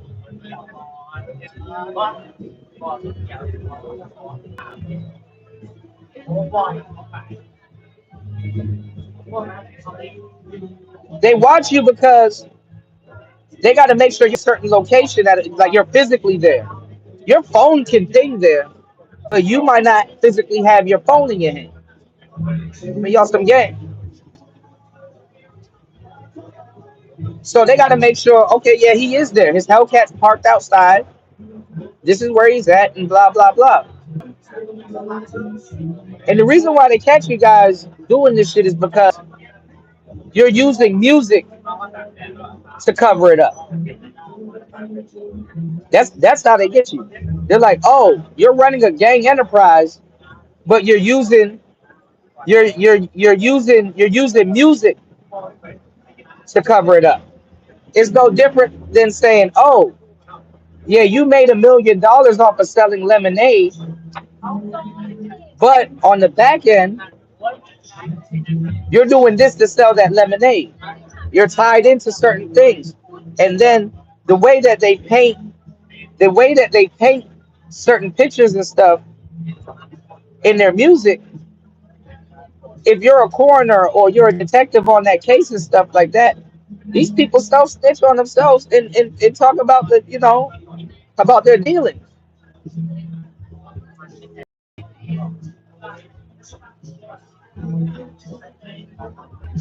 So it's like this weird loophole where it's like,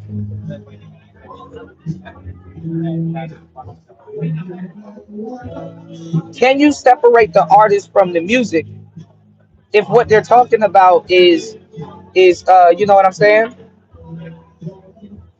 Yeah, we outside where a lot of people don't be at. We outside.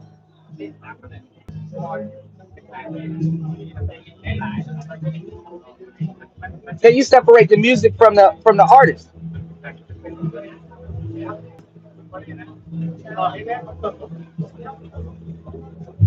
That's the thing. And the fans, they want you to crash out. Black people, I'm sorry, black people, not even the white fans. But the white fans are a little bit more cooler. You wanna know why? Wanna know why the white fans are a little bit more cooler? Because they already think you're cool. They're already convinced. You don't got nothing to keep convincing newer fans and other people and stuff like that. But black people, you forever got to be a crash out. You forever got to be a crash out. Keith done anything for probably over a decade. I mean, he probably does stuff in LA. I don't know, but you get what I'm saying? And guess what? When Keith goes back to Chicago, you know what a whole bunch of black people are gathered around, gossiping and talking about? They're gossiping and talking about like, oh, who gonna take out Keith? See, so once you made it and you become a millionaire, get back around your people, they're plotting on who gonna take you out. Your own people. Who on the other side is gonna take you out?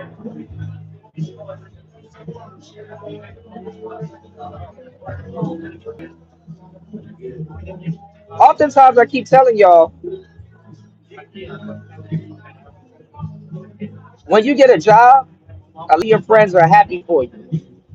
When you start your own business, you start to lose friends.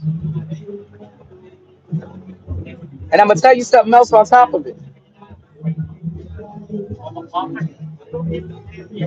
These guys, let me tell you something which is psychologically fucked up. These guys go through what's called survivor's remorse. You get what's called survivor's remorse, but it's a lot different.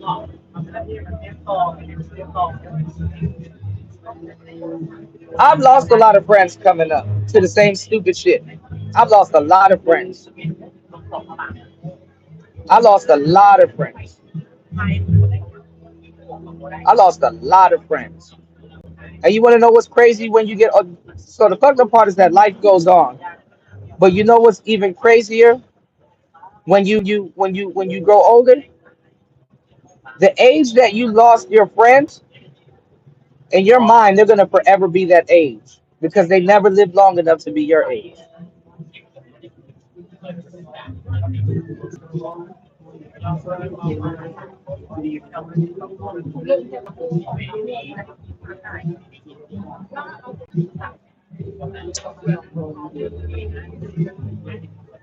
So forever in your mind, your friend is gonna be that age, and it's precious. You got Mama Duck suing Dirk. That should already let you know what was gonna happen.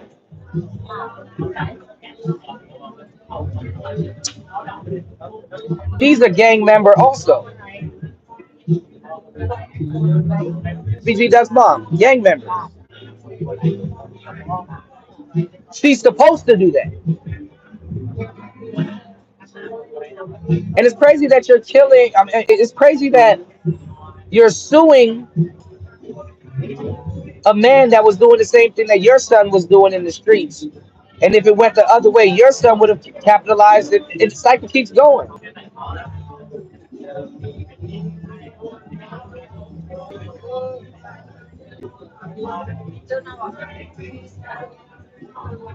It creates soldiers over and over and over and over and over and over and over again.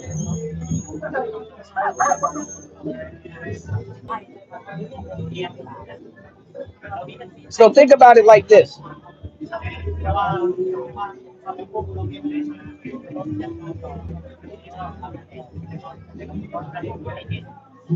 You do this man for doing something that your son was doing also, and you knew about it because this is not the first son that you lost. You lost another son prior to that. Where's justice for Brick? Why was Duck your favorite son?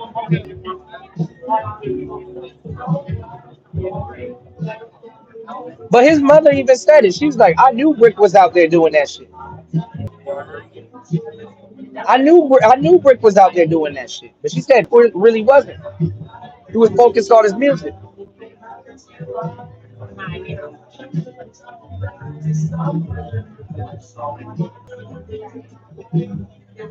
So most people when they're doing certain things, they feel like it's justified. They feel like they're a freedom fighter. It's sad, you know. Y'all hit the like button, support the show, y'all. Hit the cash app, support the show. So she's under the impression that she's under the impression she's doing the right thing.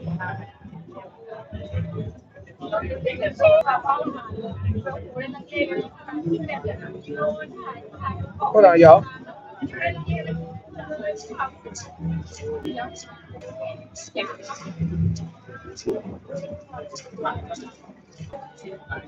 She's under the impression that she's doing the right thing.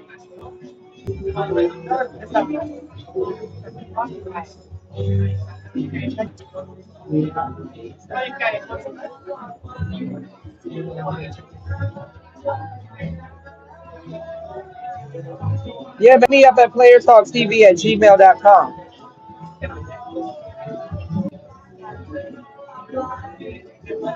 Y'all hit the like button, support the show. Give me 1 second.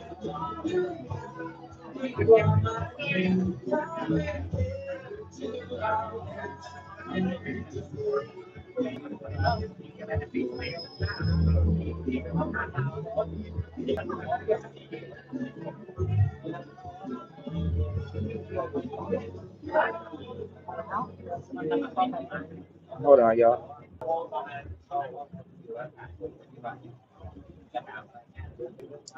Oh, it won't let me put a poll in the chat. I'm trying to put a poll in the chat, but I can't poll the chat. That's why you gotta have a computer these days, y'all. You gotta have a computer these days. This ain't weed. See, that's what I'm saying. The audience are the police. This ain't weed, man. This ain't weed. See, the audience is the police.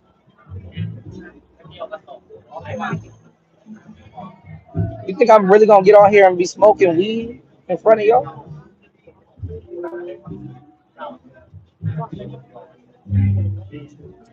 What's going on, Tim Foyle? Yeah, I'm from the DMV also.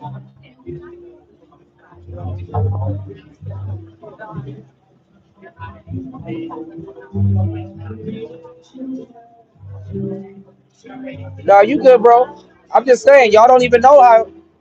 Y'all don't even know. Yeah, you in VA, man. You in Woodbridge. Come on, man. I got some hoes out in Woodbridge. I got some thotties out in Woodbridge. You know, we from all over. I got some in Damascus. I got some in Pentagon, Richmond, Bad News.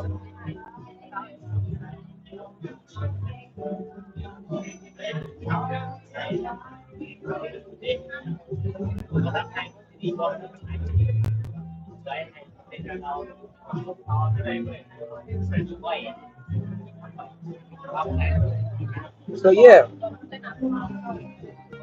So look, I don't know about Dirk beating this case because they're gonna try to bring up other cases and really try to get him on something. You know what I'm saying? And then you got lawsuit with Mama Duck going in on Dirk, and that's all get back gang. That's all Vaughn. That's all you know. Now the good thing about it though is technically Vaughn was not signed to Dirk. He was affiliated with them. You know. Shout out to Emo.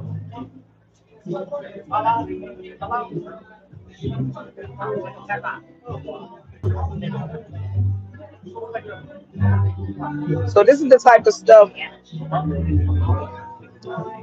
This is the type of stuff that black people get themselves into, man. You can't even be a normal musician. You gotta go sliding all damn day. Ain't nobody finna be sliding all goddamn day, man.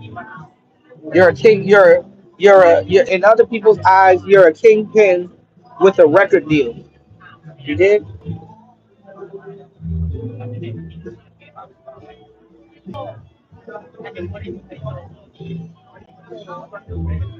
bad enough. You can snitch on yourself. You got your own homeboys that's gonna try to snitch on you because they know you will go down. You're the big fish. You will go down. You will go down, and they won't go down. If their career's not going the way, that's a crazy thing too about your homeboys. If their career's not going the way that they believe that their career should go, they can sell you out. You ain't give them some money, they'll sell you out.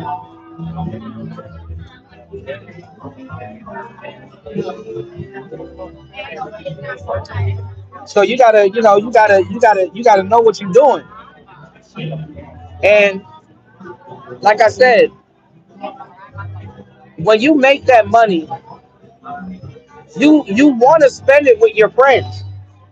But if your friends aren't around anymore, it's fucked up because you're going through survivor's remorse because you feel guilty for surviving, and all of these people are gone. You got the money, but all the people that you want to spend it with, they're not there no more. Them will be the same people that backdoor you.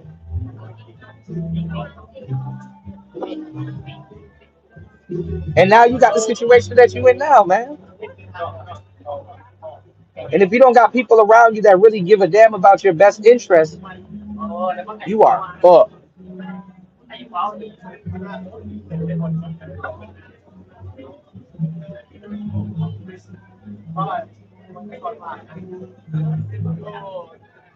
Whether he makes it or not, how couldn't the walls close in on Little Dirk? How couldn't it?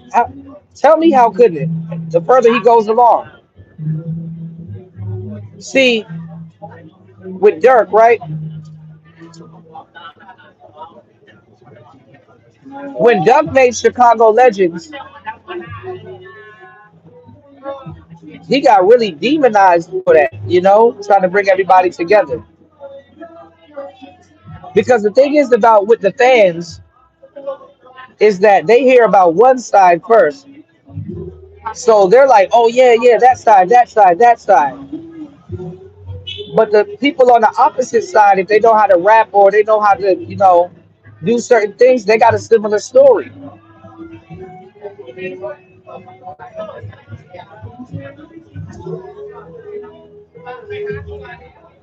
You're directly killing yourself, man.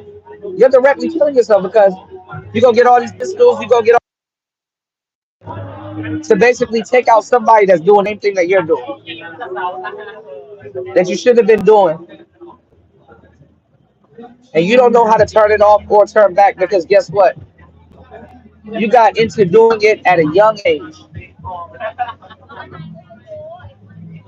and you grow up doing it. So you think that you're under the impression that you're doing the right thing,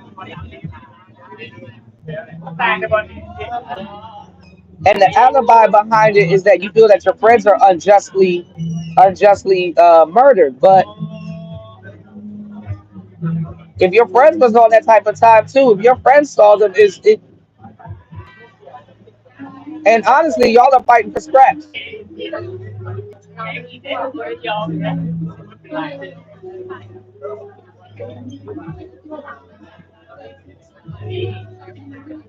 Y'all hit the like button, super chat, or cash app to get your questions read. I'll read a couple of your questions. You said, what do you think about white dudes rapping? Does background matter? Lyricism matter? That's because I get shit often, but I don't. But I also make tons of music.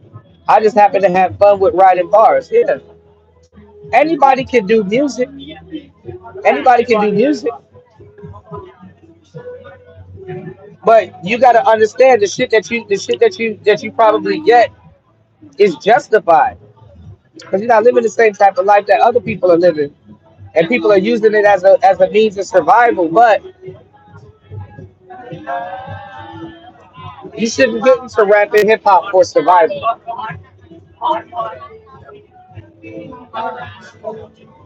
If you're not going to be independent and doing it by yourself. Nowadays, I don't see why people aren't independent as much as they should be.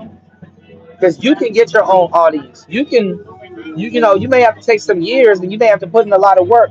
But when you get to a certain level, you don't got to do none of that shit no more.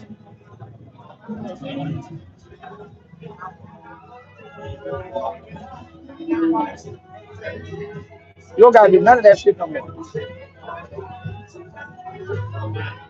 But what I'm saying is that when you do make it and you come from the trenches, you can't enjoy that money. That money got to go to lawyers. That shit got to go to people behind the wall. That shit got to. You can't even enjoy your money like that. You get little spurts and something. You can enjoy it. You collab with other artists and buy cars and stuff like that. But guess what? You can't even enjoy it once you make it. You just will be where your friends are. Again, it goes back to survivor's remorse. It goes back to survivor's remorse.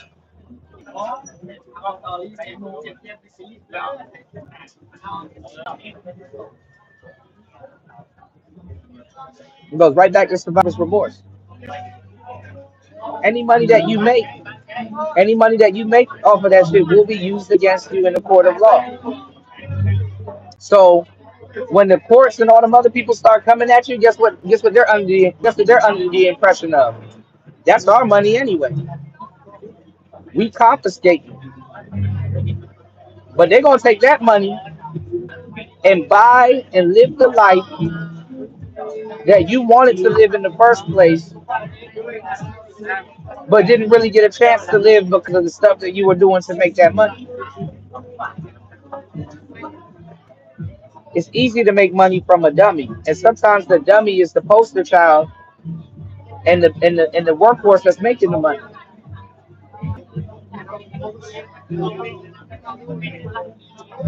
Talent, talent don't mean shit nowadays. More people are more hyped than actual talent. Talent don't mean shit nowadays, man. Not no goddamn hip hop. Talent don't mean a goddamn thing.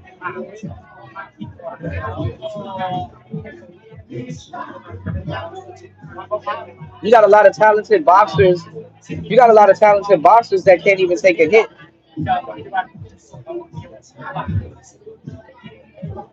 You know, talent is a part of the pie because when they're ready, they'll just replace you. They don't need talent. Ain't even needed. Now there's this new thing going on. It's not. It was not, but it is a new thing going on in hip hop. Did you know now you've said so much words that they can, and the record labels can damn near put out a album and sounds just like you. They get another rapper that rap just like you, cadence wise and everything, and plug your voice and plug your words in that, and it sounds like you, but it's not you. And when you passed away, a lot of times your parents got to take over your business and your how much did you owe the record labels? And then they'll come to you and be like, "Well, look, before your child passed away, we took out an insurance and blah blah blah. And yeah, you can get paid, but you still owe us 40 or 2 million because that's the deal that he signed, and it needs to be fulfilled." So this is what we're gonna do. We're gonna use artificial technology and make music in his likeness, but it's still gonna be the same demonic music that people like them for because that's what we signed them for. That's what makes money. That's what makes us money. You don't know what's going on. You're not a rapper. Hell, you got people that are career rappers know what the hell's going on. So are you gonna allow record companies to make money off of you? Or off your son's likeliness? Or his legacy?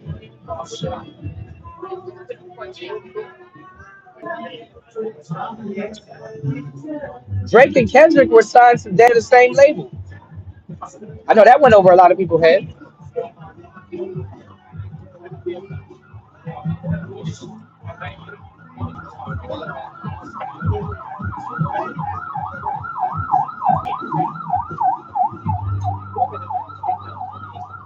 So it's like what you finna do?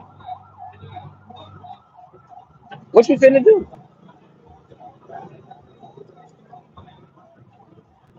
Because I mean, if your child was breaking the generational curses and was gonna put your family in a better position eventually, but met their demise,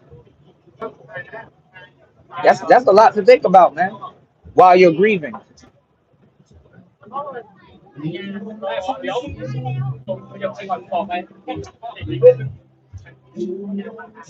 and then you don't know about records, you don't know about beats, you don't know about DSPs, you don't know about you know, you don't know about any of that stuff. You just got plunged into it. Absolutely, Cal. Or call him Dex. My bad, bro.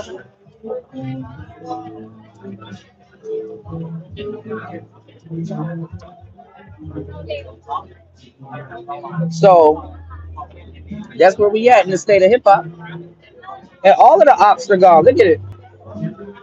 Chicago, that shit is dead. Jacksonville, that shit is dead.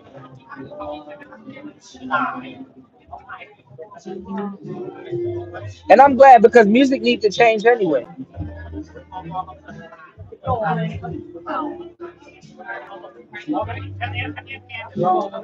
These are cookie cutter rhymes anyway.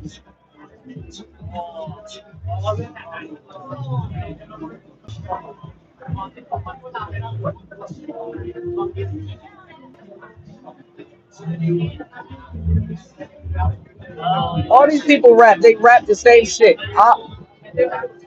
What you gonna hear if you listen to pop music nowadays? Op, mop, stop, cop, stop, bop, pop, lock, top, guap.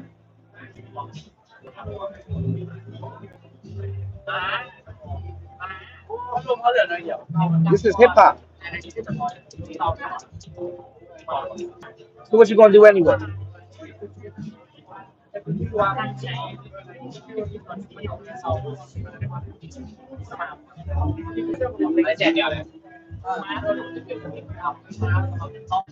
You're good. Give me 1 second.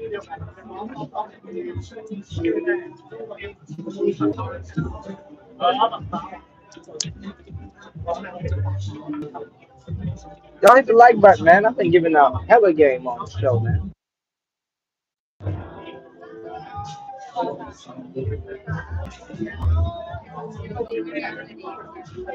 So I mean, if you want to sit and listen to a whole bunch of people, tell you about what's going on, y'all want to listen to the smaller channels. Smaller channels got a lot of the.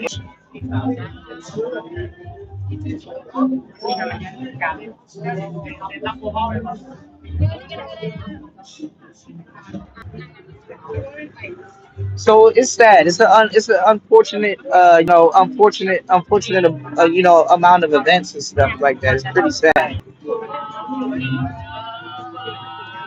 But look, it gets into politics also. Look at Kamala.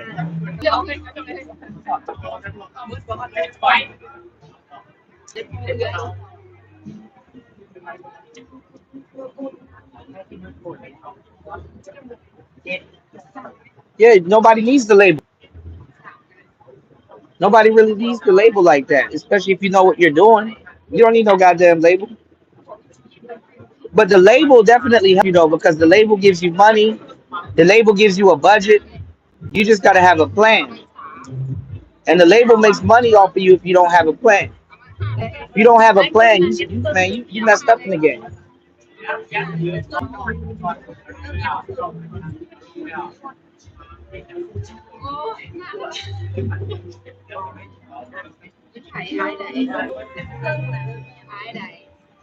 And then look, if you a white artist, I'm in the game.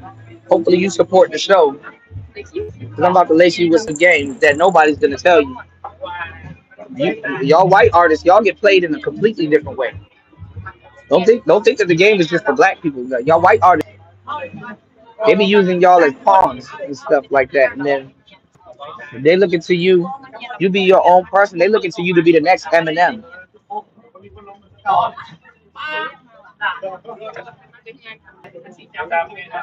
They're looking for you to be the next NF, the next Machine Gun Kelly, the next Yellow Wolf. They're looking for y'all, Of course, as soon as you sign the record deal, you're in debt. No different than if you graduate college. But I'm gonna give you this though. I'm gonna tell you this though.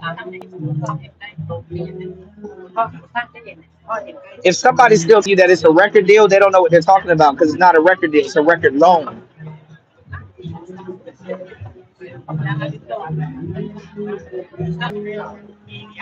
You gotta pay them back. All that money that they give you, the bonus and all that other stuff, yeah. You gotta take that money and go buy yourself a studio and learn how to record yourself. You can save money that way. You better make sure you wasn't pushing like this big ass image, so you don't have to, you know what I'm saying? So you don't have to buy jewelry and all this other stuff with that budget money. That budget money can go back into you starting a business and stuff like that, and eventually you get your masters and stuff back because you don't own none of that shit you record with that money.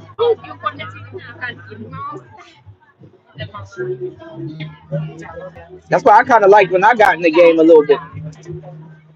I wish I would have advantage of it more. I was supposed to do songs with famous Dex and all these other people and stuff like that. I got rap stories. I can tell you, my rap stories are real. I got endless raps. I got endless rap. I got stupid rap stories. I can tell y'all. Been around the industry. I already know how all of this shit, man. So you can take what I'm saying with a grain of salt, but I'm giving you the game. Absolutely, and that gets preyed upon. You are a target if you don't have certain information and you don't know certain things.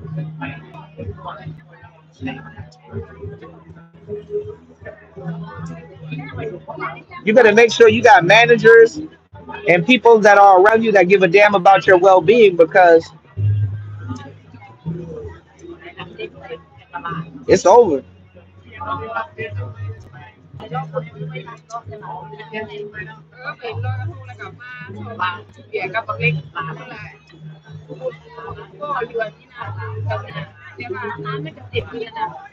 Right, Brittany?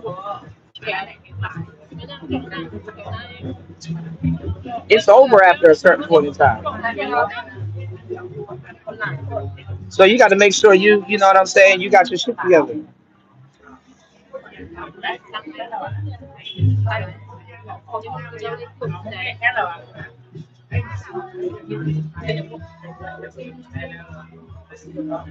Well, Brittany and everybody here, it's some more of the same. And that's the proper term for it that Brittany used. It's a honeymoon phase. You have a honeymoon phase with your label. And yeah,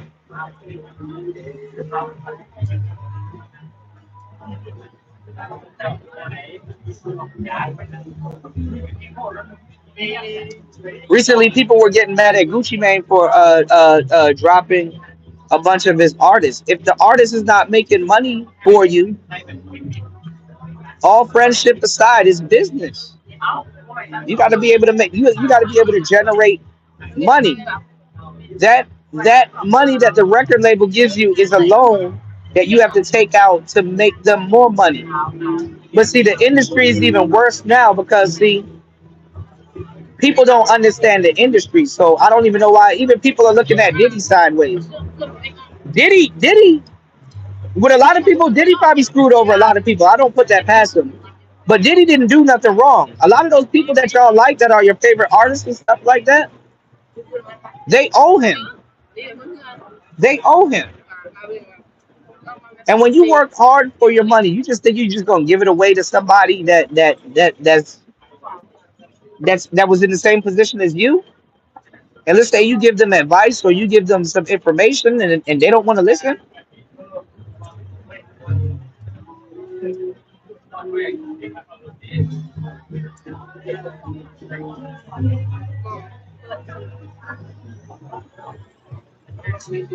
Y'all don't know how this shit works, man. Y'all are the audience. Y'all job is to instigate shit and try to squeeze as much free content out of people as much as possible. Yeah, J. Cole is still affiliated with Rock Nation, but J. Cole got his own label and he's dumping money into that. I know people that signed to J. Cole. What's going on, Raven? What's going on, underrated? Yeah, we got a cigar today, Raven and underrated. We got the Camacho.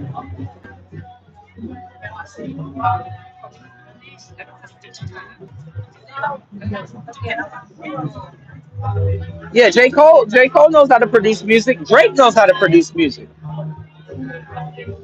Drake knows how to produce music.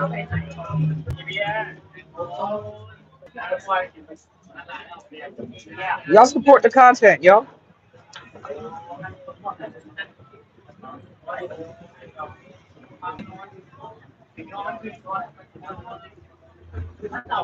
You got to know how to do it by yourself. I put all of this information out here, and I guess a lot of people don't take it seriously because I do it for free, damn near, and for peanuts.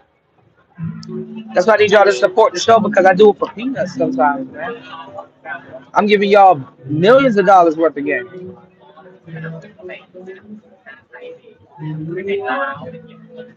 Of course, if you got the record labels, their job, their only job. Listen to what I'm telling you. The record labels, their only job is to put money behind the spark. But when your spark goes out or you sign certain things away, that's up to you because a lot of what y'all guys do is y'all sign away y'all creative control. And you have an audience that's willing to buy from you, but you don't have creative control. You can't drop an album when you want to. Your label and people got to listen to it and okay it. When y'all be like, oh, I don't like Drake. You think Drake is one guy. Drake is a whole corporation, a face corporation. There's assistants. There's There's like all kinds of other people, you know what I'm saying? That's involved in this. What's going on, fasting? Thank you, fasting. Shout outs to fasting is life, man. What's going on, man? Yeah, he's the face of his own brand. Shout out to fasting is life jumping the huge 4.99 on the chat. Y'all hit the cash app. Support the show, y'all. What's going on, Cynical?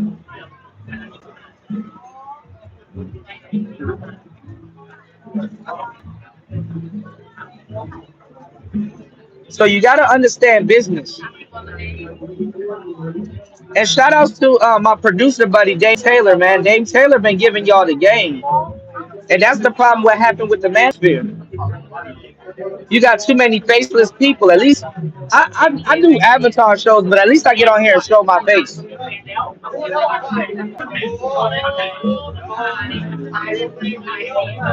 Absolutely, Pastor. Absolutely. Absolutely. Absolutely.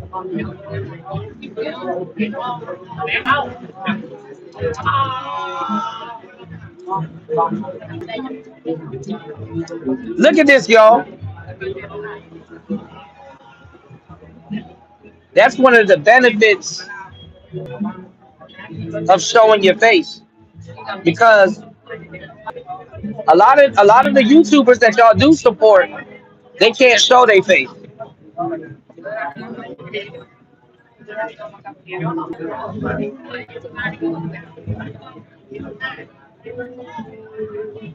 So they gotta pay. They gotta pay to not show their face.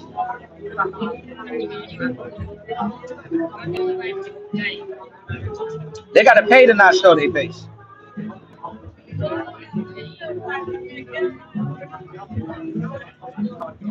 So think about what I'm telling you, man.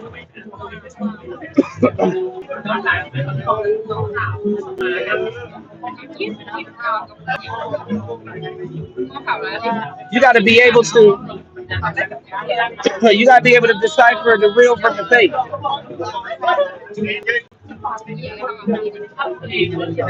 You gotta be able to decipher the real from the fake.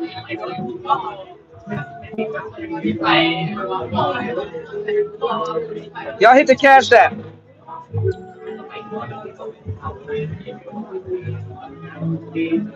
Yeah, yeah, yeah. I remember fasting.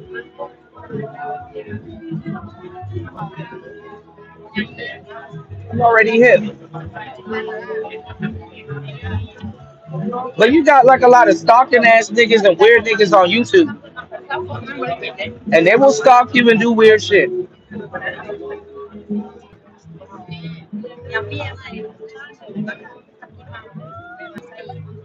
I'm telling you, man. When you're in a place, right, where the people that allegedly supposed to be helping you and they turn on you, them will be the people that's gonna try to sabotage every single thing you got going on. What's going on, Link? Happy Friday to everybody, man. They will try to sabotage every single thing you got going on.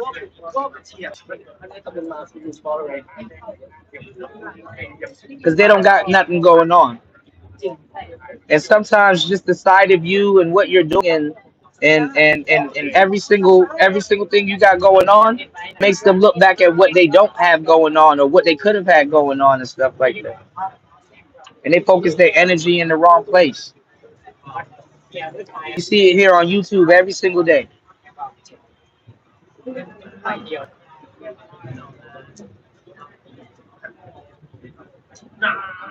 I saw a couple of Diddy lists. It's like 50 names. It's those are put together by the fans though. Like those aren't that's not Diddy. Diddy people right now doing all this Diddy content still can't tell you what Diddy's guilty of. And then another thing too, what about the guy that's in Disney right now? What about the dude that's in Disney right now? Didn't they just knock somebody that's affiliated with Disney for the same shit? You see that shit getting swept under a rug. See people doing jokes about that. What about all of these? What about all of these people in the industry that's doing that heinous stuff? What about them? Why everybody's focused on Diddy?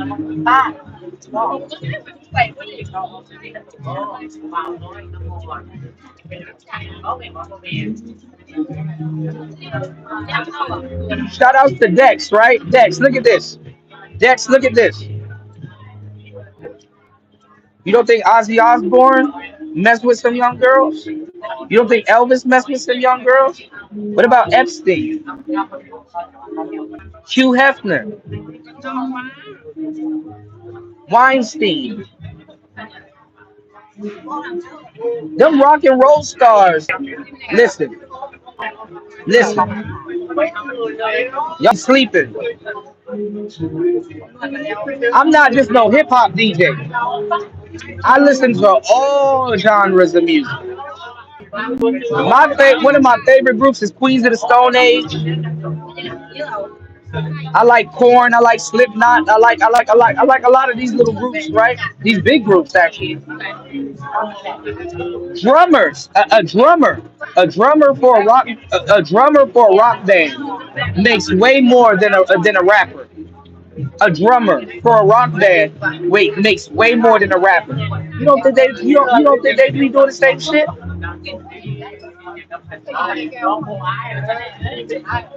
If not worse. Absolutely, fasting. What do you think about R. Kelly?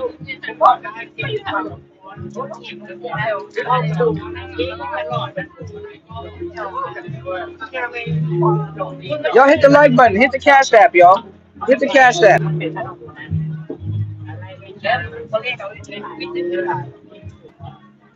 What do you think about the drummers?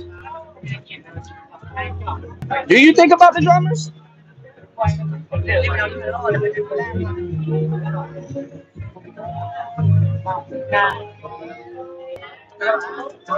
I don't want to hear that Diddy shit.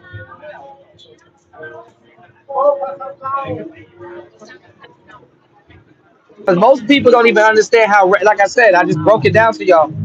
Most people don't even understand how record labels and deals and stuff work. I don't want to hear nobody talk to me about no fucking dick.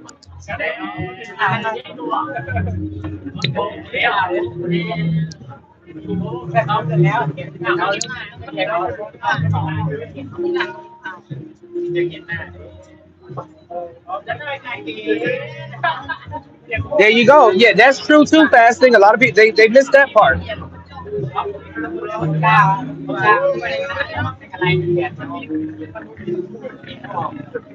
And I gave y'all a great example. Like, what if you had a daughter that was out here dating gangbangers, loose running into the streets and stuff like that? Would you rather her be with that gangbanger, or would you rather her be with a celebrity?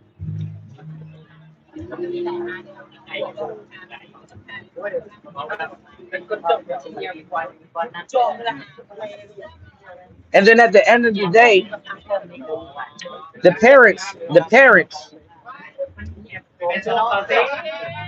the parents know it's a money grab. It's all a money grab.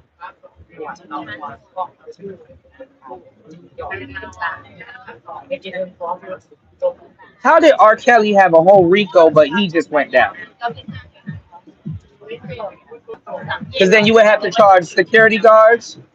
You would have to charge celebrities. You would have to charge parents. You would have to charge. So what's the whole point of having a Rico?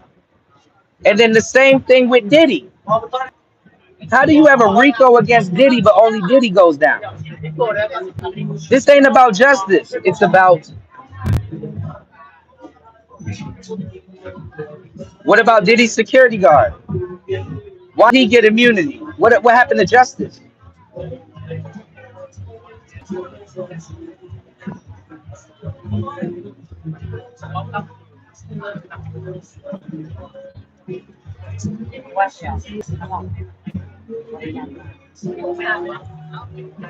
Come on, man. What about R. Kelly and what about Diddy? And see, it's what people were talking about with Will Smith. You got the and he actually dropped a bang recently. Jaden Smith. is that you have the one nigga at a time rule. So they have something called the one nigga at a time rule. And if you got a talented son or something like that, and you're an artist or you're a movie star and you're in the industry, you can't put your son in a high ranking movie just because you're friends with the director. You can't put your children in high ranking places just because you're friends with somebody. If the higher ups don't let them in, they're not gonna get in. It's a club, it's a group. They got other shit going on, and hey,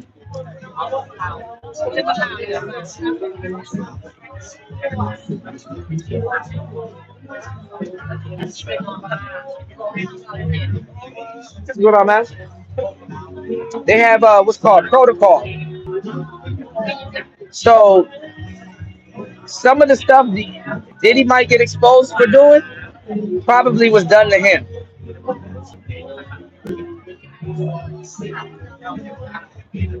So you got victims that become aggressors, and hey, it is what it is.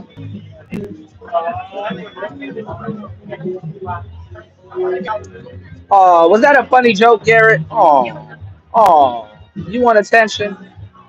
Damn, Nightbot already took care of it. Thank you, Nightbot. You want attention, Garrett? Oh,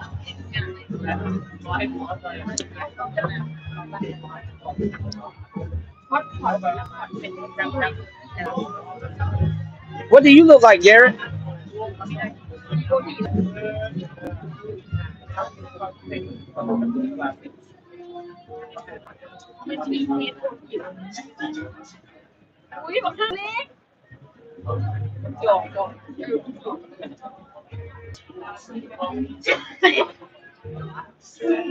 What you look like, Garrett?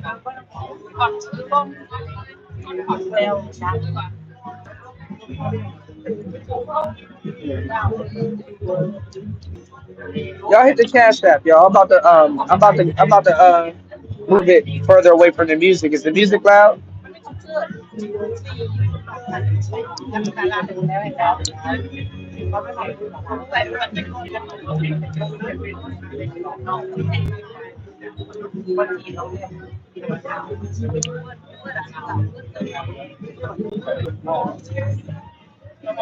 So you got a lot of little goofball stuff going on in the industry, in politics, in the game and stuff like that. You know, that's another way for people to make money off of you.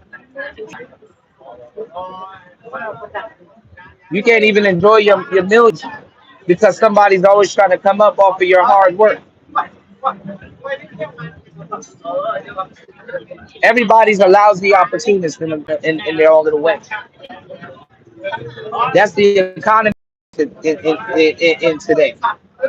Getting back to the getting back to the mental chewing gum that I gave y'all in the beginning of today's show.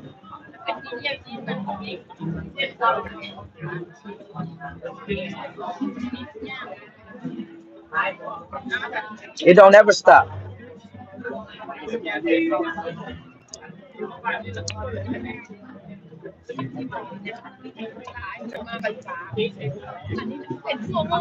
You got these people out here, right? Their only job is to listen to music and get the hell on with their goddamn lives. And they failed that.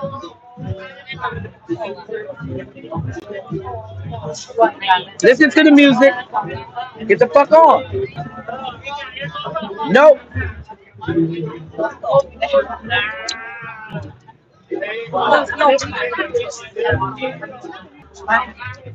And a lot of black people don't like to get told what to do.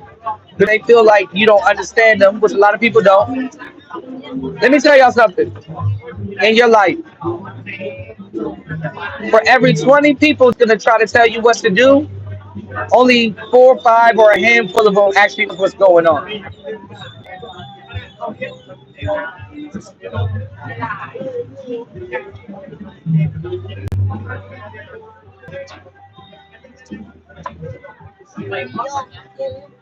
Whose fault is that?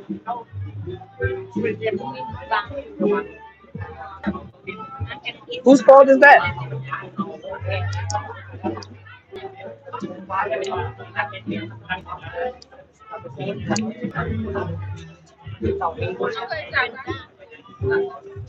That ain't your fault.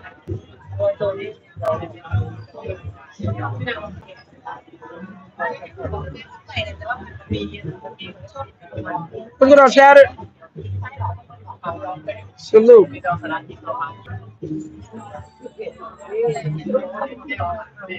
That's black people for you, man.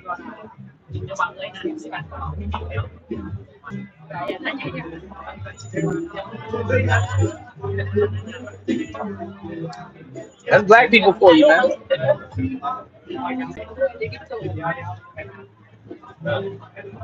Y'all hit the cash app, y'all.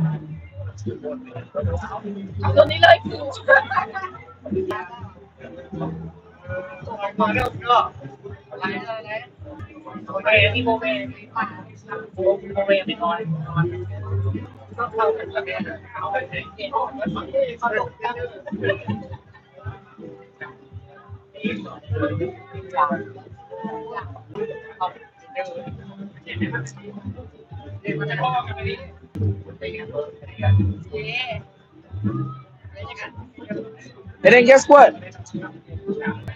All of these new artists that's coming up, they're doomed to meet the same fate also.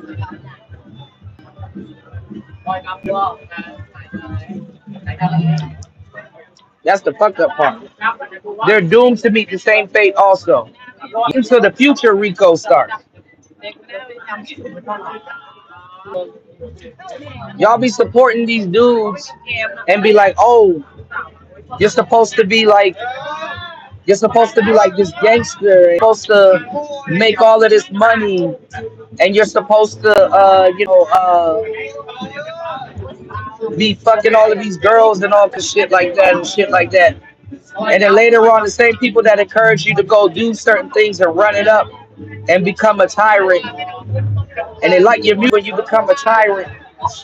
And then as soon as you disagree with them or they don't agree with something, or a new generation of people come out and stuff like that, they throw you under the bus. That's why I'm telling y'all go look at other genres.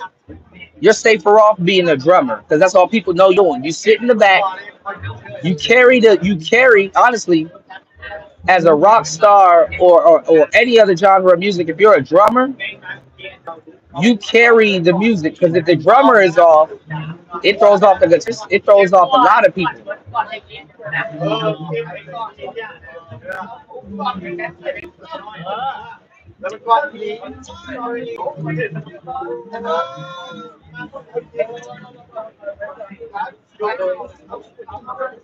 Don't be sitting up here talking about some you smashing your addies and shit like that. That shit come back in the future. Now all of a sudden, when black people get selective outrage and shit like that, then now all of a sudden you're a pedophile because you done smashed a couple of young baddies in your day.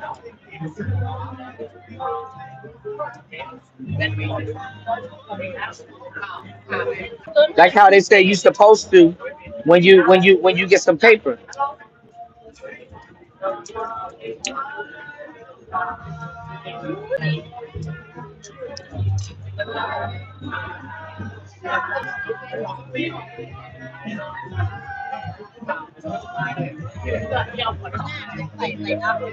Y'all will sit up here and be like, yo, I want my rappers to be authentic and real. If you're talking about doing stuff to people, I want to know that you're really doing stuff to people. I don't want to listen to no fake dude. And then when these same people that wanted to hear that real shit find out that you actually real, now they telling you you need to go to jail.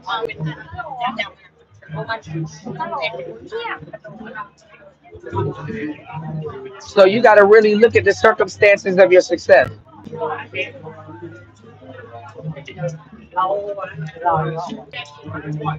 It be these same people that even barely support. It'd be people that don't even support you. Talking about some bad. You need to be, you need to be smashing baddies. You need to be doing this. You need to be doing that.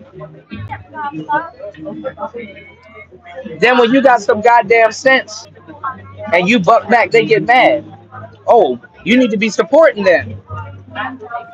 You need to be supporting them.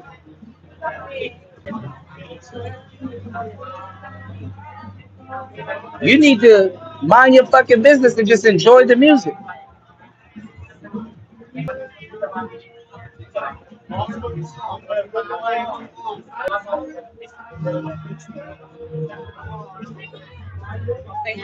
Respectfully, you need to mind your business and just enjoy the music. When we gonna get to that era in hip hop or in music?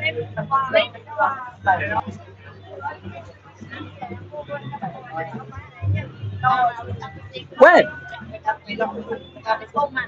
Shout out to Shatter. He said the under the bus throwing is real. Motherfuckers will throw you if they got one thing if they disagree with you. Yeah. Yet I always myself listen to others' point of view before judging because I'm the judge. Facts. Absolutely. Absolutely.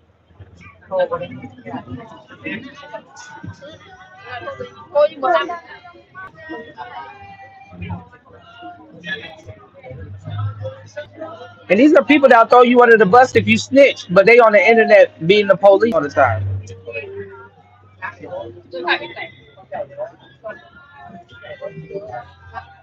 That's why if you got one foot in the streets and you got one, that's why back in the day, the street nigga will tell the rapper, hey yo, you stay rapping. If I catch you outside the studio, I'm gonna rob you or this, that, and the third because I need you to be in the studio to speak for us. Because you're gonna get locked up. And then none of us can you can't support your block if you in jail like that. Can't really do what you want to if you locked up. And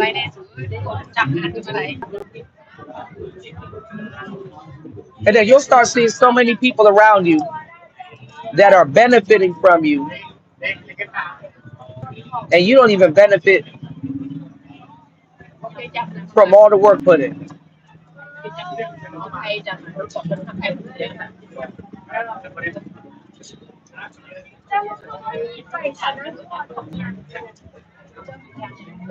What's it to them and what's it to you?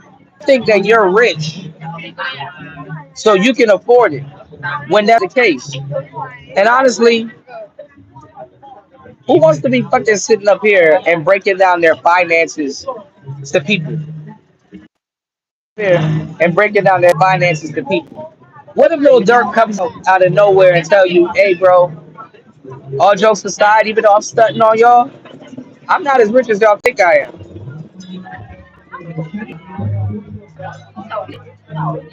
Would you listen to his music then? That's why J. Cole had that line.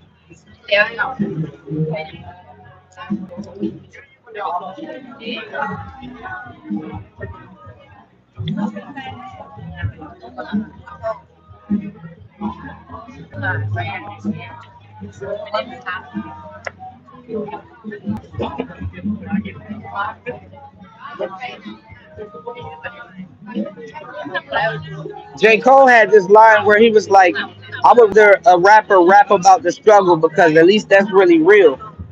You know, rap about the come up, rap about being broke, rap about not really having it, rap about, your breakthrough, you know. Sorry, thank you. This was one that I had too.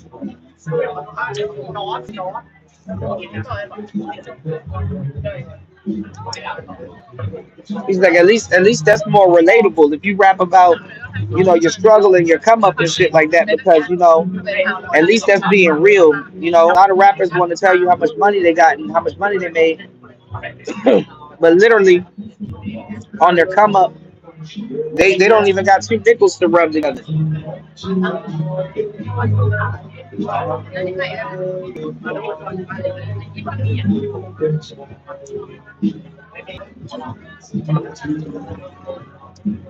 But don't nobody want to hear about that. So that's the problem with black people that we got in this industry. Like we like a fucking rags to riches story until niggas really start talking about the rags. They like the rags to riches story, but until niggas really start talking about rags, now all of a sudden it's like damn. It's basically making money off the crab in the barrel mentality.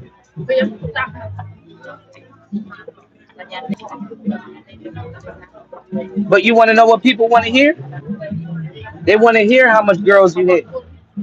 They want to hear how much They want to hear all of the dirt that you're doing before you meet that demise for all the dirt that you're doing.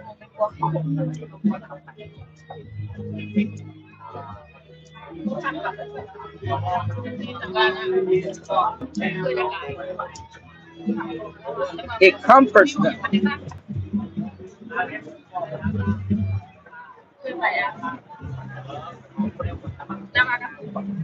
It makes a lot of people better about it makes a lot of people feel better about their lives when they know certain people, especially. But it's a proximity thing, though. It's an unwritten crime. It's like yeah, I could be peanut butter and jelly. I could be peanut butter and jelly of you, whether you got it or not. It's not even about showmanship. It's about showboat.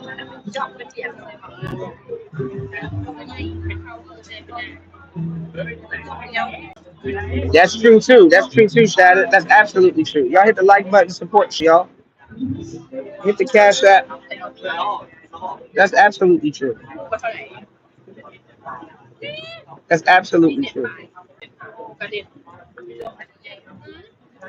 And honestly, when you got people like that around you and shit like that, I'm gonna tell you some real shit. They're not your friend. No matter how much stuff dirt y'all did together, no matter how much you come up, y'all gotta start looking at dirt like debt. Karma doesn't get everybody in the same way. Karma got its own. It got its own way of dealing out. You know, it got its own way of dealing out. You know.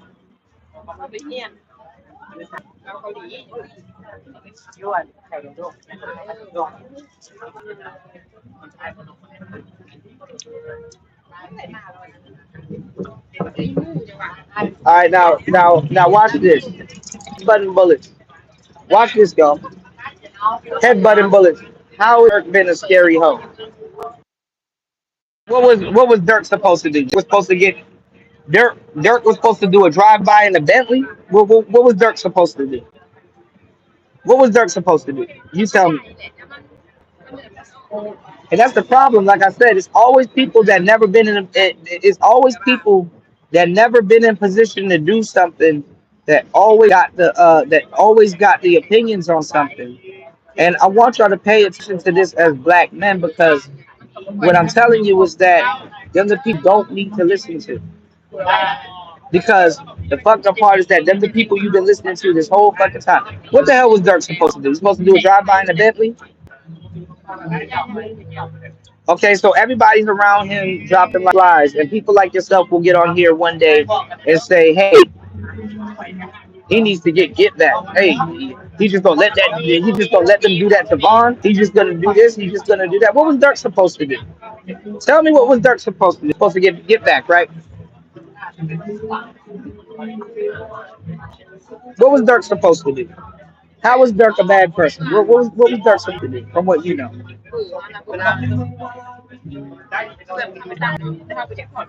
Okay, but so if have you even bought a little Dirk album? Have you bought a little Dirk album?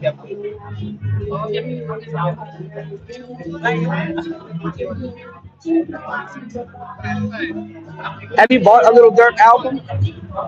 I know I haven't, and I'm a DJ.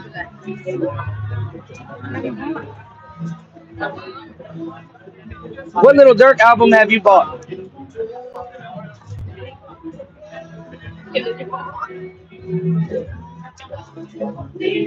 I'm not getting mad at you, but listen,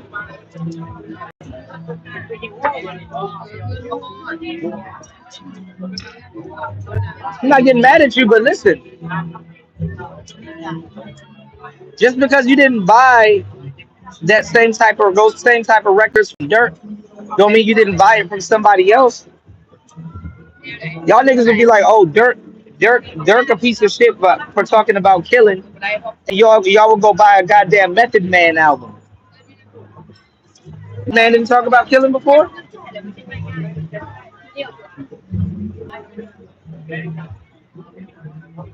What's my point? You don't listen to hip hop? My point is something you haven't thought about yet. You don't listen to hip hop? Do you listen to hip hop? Who's real hip hop to you? Niggas be like, man, Lil Durk ain't real, but man, I love Redman. Man, if you don't get your fake purist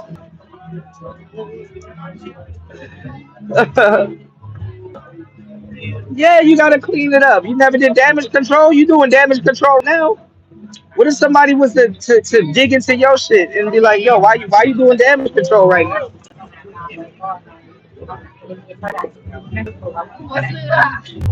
You don't think he should feel some type of way after seeing all that death? You don't think he don't got no type of remorse? He's not a human being?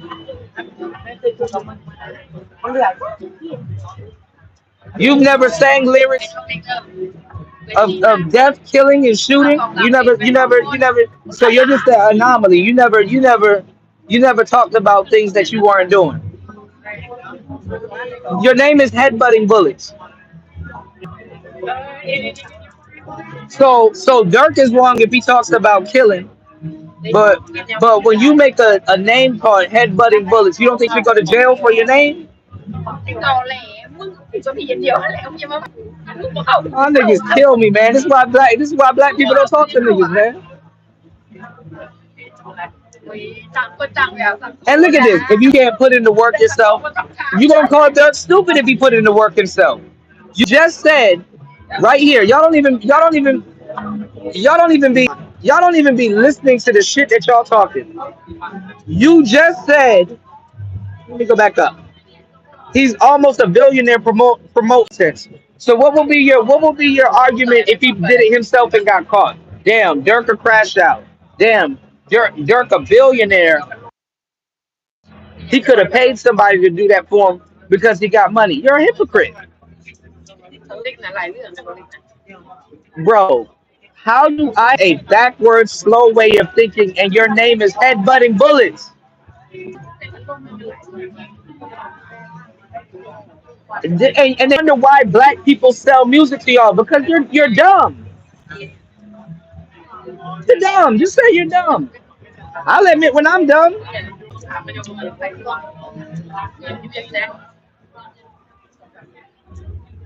Look at this nigga. You're a goofy broke loser, bro. And look, and you need to headbutt.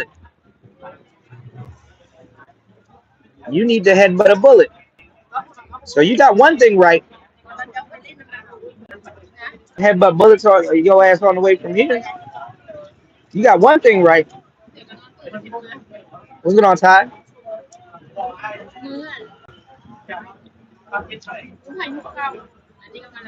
Right, Ty City. Okay, stop listening to niggas. That's niggas fucking problem right there. Okay, niggas be thinking they generic way of thinking is the way and shit.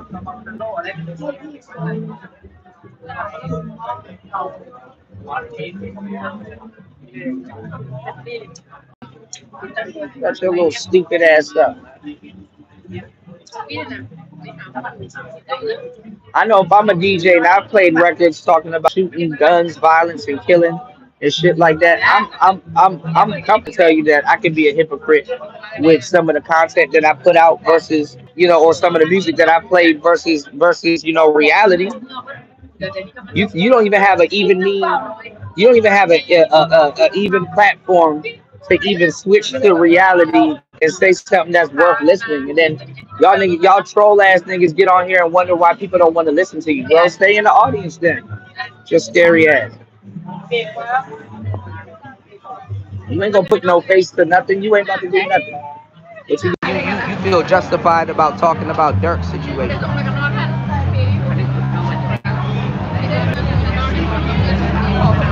Of course the gang shit is played out. You grow up.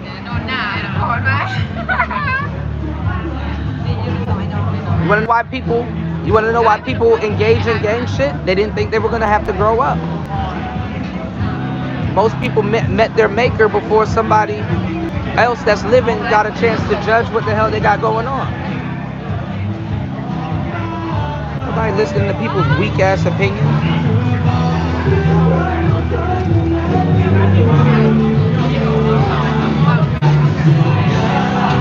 I'm sorry, thank you. Whew. Give me 1 second.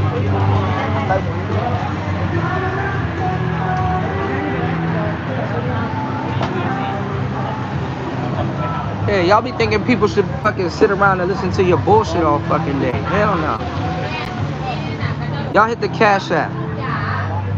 You gotta deal with these goofball ass niggas talking about some, you're a goofy bro and you're a, shut up nigga, your name is Headbutting Bullets.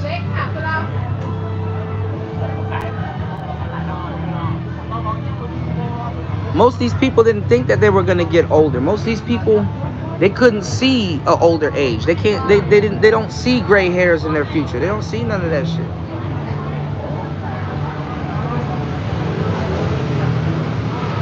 And that's what niggas do.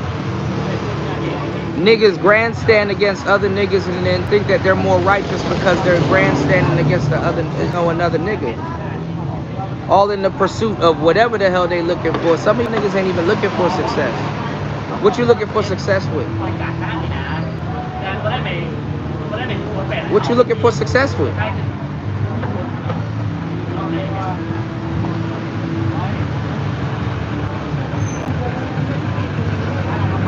I'm not trying to get on here and hear a nigga that crazy shit about that man. Yes, he turned Muslim. So, like, what are you gonna tell me about?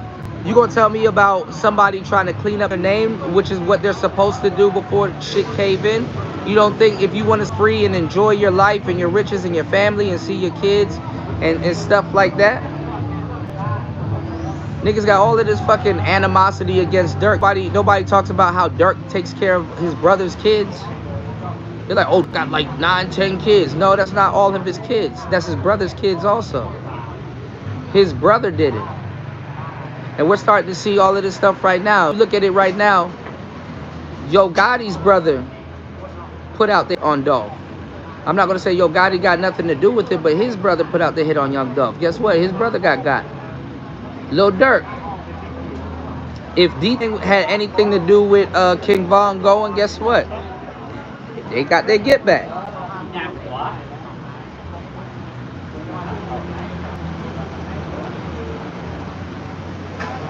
And that's the problem. You got Arrested Development niggas looking up to King Von. Imagine being a grown ass man looking up to a crash out. And then getting on the internet and thinking that, you know what I'm saying? What's going on, Kwasi? Yeah. What's going on, player? Shout out to Kwasi in the building. What's going on, man? Good to see you. You said they still under the. You said they still under the propaganda against other people that look like us. Yeah, and I mean, like I said, crime is relative, man. Y'all hit the Cash App, man. I've been dropping gems for a couple hours now, man. I've been really putting it in, man. I don't need no fucking panel. I don't need a whole bunch of other people. Like, y'all support the show, man. Support a brother that's trying. You know, putting out good information, man. Y'all be enjoying the shit out of this content. And it's like, bro, like, support the show, man.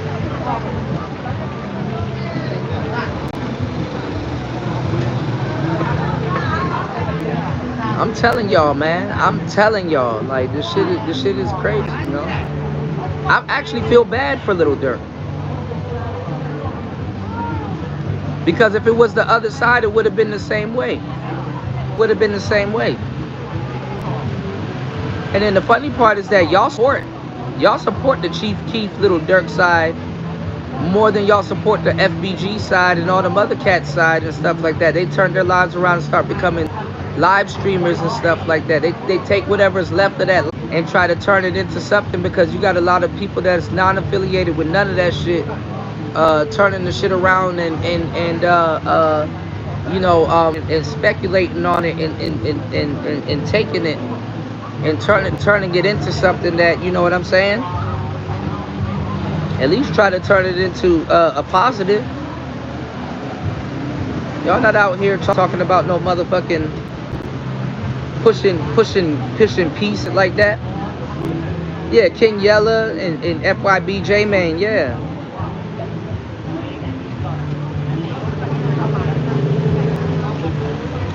Some people are jealous of King Von because he killed so much people. It's like, damn, dog, that's what you focused on? If you don't get your ass up and go to work like everybody else. I get my ass up, I go to work, I put in the work. I give y'all great legendary live streams, give you great commentary. I've entertained you guys while you at work. I do my job.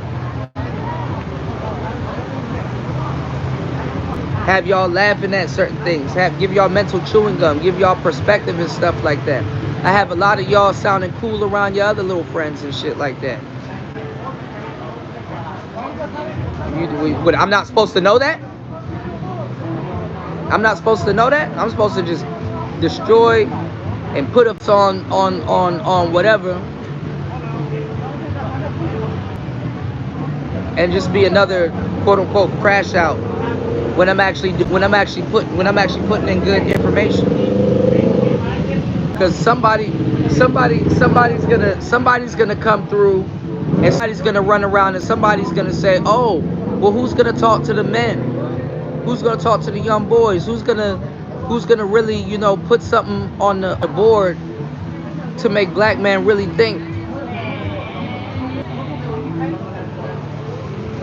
Why you think there's trolls in my chat trying to stop you guys from learning real shit, and I gotta put up with all of this bullshit?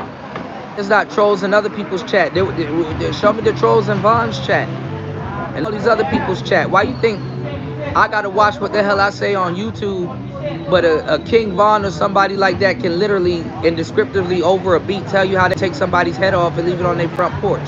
But I gotta, you know, walk on eggshells just to get a message, a positive message across. I'm doing revolution. I'm doing something that's revolutionary before it even strikes a nigga mind. Be like, damn, you know what? Broski actually was looking out. Broski actually was giving us clarity on something. Damn, I didn't even think about it. A lot of people do look up the crash outs. A lot of people do look up to the bullshit. I'm doing something noble. I'm doing something positive. I could have fired up a live stream and be talking crazy about other niggas. I could have done that. And I bet you that would have got support. As black men, we gotta look at what the hell we really pour our attention into, man.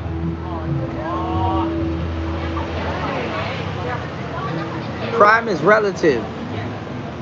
Y'all hit the like button, man. Crime is relative. Niggas can't wait to get artillery and all this other shit to load them guns up and shoot at somebody that look just like them doing the same thing that they're doing. And then that's their greatest fear, of somebody standing over them and launching bullets into them.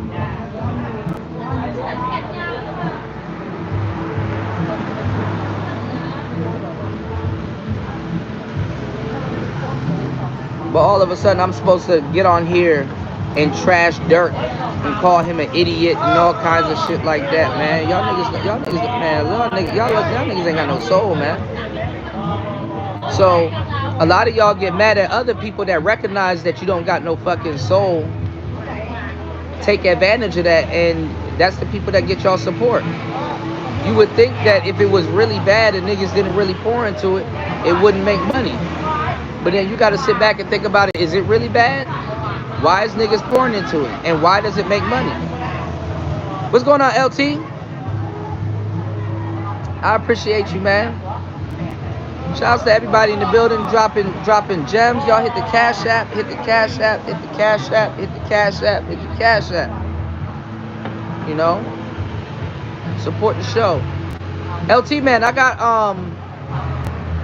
something I gotta run by you. I actually I got a commercial that I made. It's like a 30-second commercial. I gotta send it to you. It's just that Google be giving me hell for sending large files over email and shit like that. So I think I gotta I can't airdrop it to you, but I probably gotta use like what is it?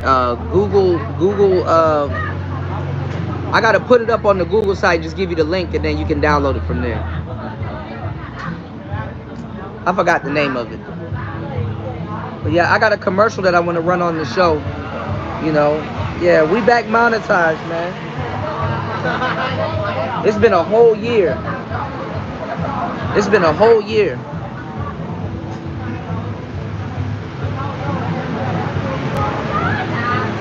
Absolutely.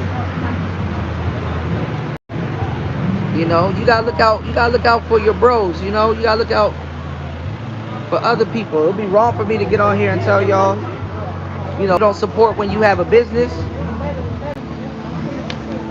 But see, I run a business. YouTube is a business. You know? It's only right.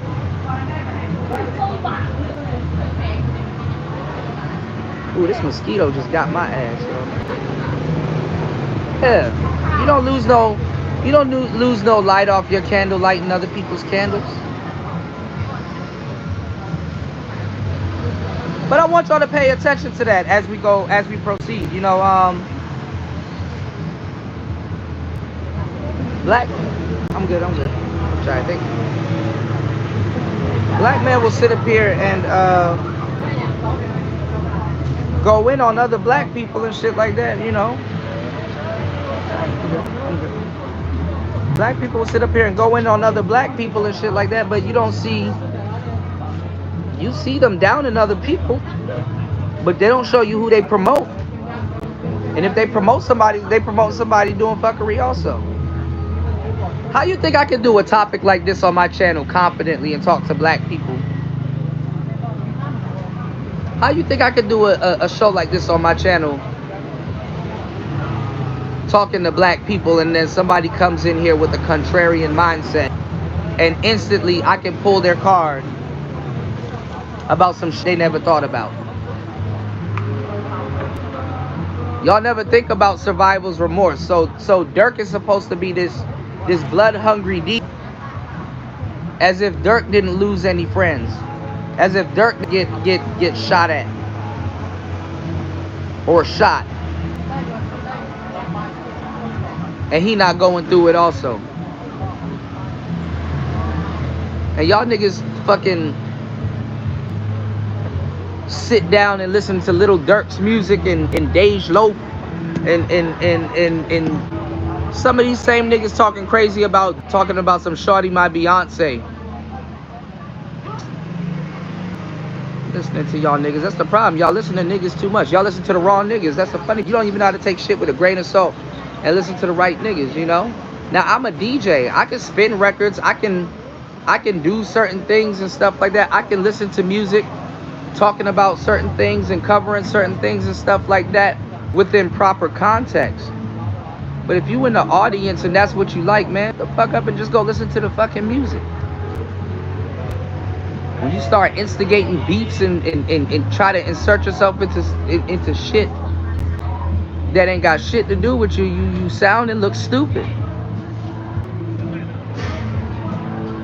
That's exactly why I had to flame up a couple of niggas on that other live stream. Niggas want to tag me and shit like that. And boy, respectfully, you did what you did, and I just talked to them. Don't get mad at me for talking about it. How you gonna get mad at me for talking about some shit that you actually did? But I'm not supposed to get mad when you running around trying to tarnish my name and calling people gay and all kinds of goofball shit. When I fought for your goofy ass to even have an opinion in the chat room. What the fuck is you talking about? So that's another problem that we got right here, that the internet has made a lot of people comfortable without getting hit in the mouth, man.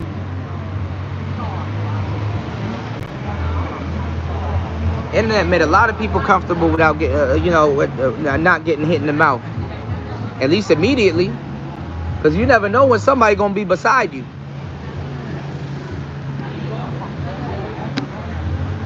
You never know when somebody gonna be beside you. All right, I'll be beside you real soon. And you gonna see where that energy at. I was a what?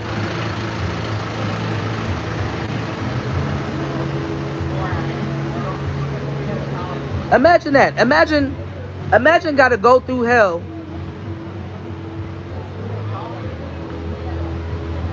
when you started something to help people.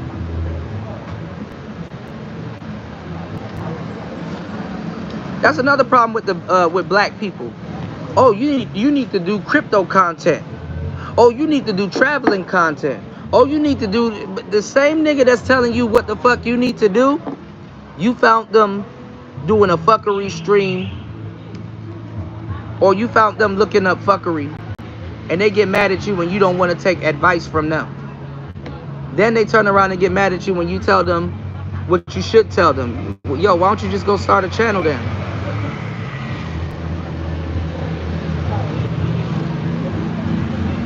So you can tell other people what they need to do. Why don't you go start a channel and go find somebody else that's gonna listen to that bullshit?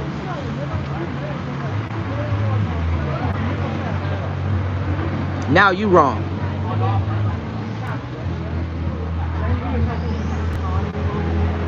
Oh, he don't want to take my... Why don't you become a content creator before you have a solid opinion on something? And actually seeing some success from the content that you made. Have you ever seen any success with the shit that you're talking about? Have you seen any success? So why you think somebody else should stop and listen to it, and you haven't even taken the steps that they've taken, and you think somebody is supposed to listen to you 24/7 about steps that you're taking and stuff that you're doing now?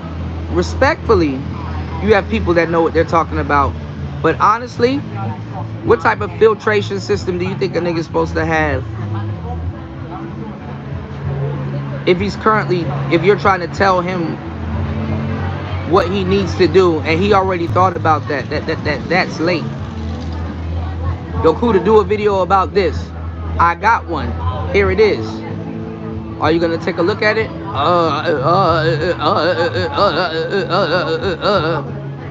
Man, Harry, if you don't shut your ass up, your ass probably say nigga all the fucking time off air. Shut up. Take your ass up out of my chat room.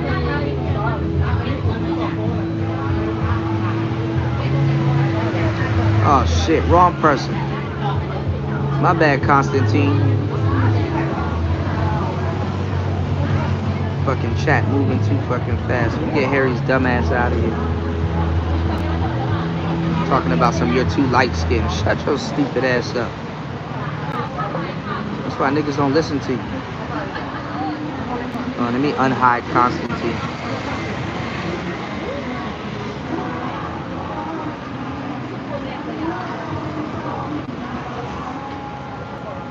And it's always somebody that's experienced success. Black people will build people up and enjoy tearing them down. And it don't even be nothing sophisticated. It don't be nothing complicated. It be just sheer jealousy. It be just sheer they jealous for whatever reason. Like, you got people that's jealous of Dirk. Okay, so you want to lose half your friends? You want to have to carry a pistol and look over your shoulder? You want to have to take on your brother's kids because of that? You want to have to do some of the stuff that he had to go through because of that? I'm not glorifying him. I'm not amping him up. I'm just giving y'all are on the internet too much.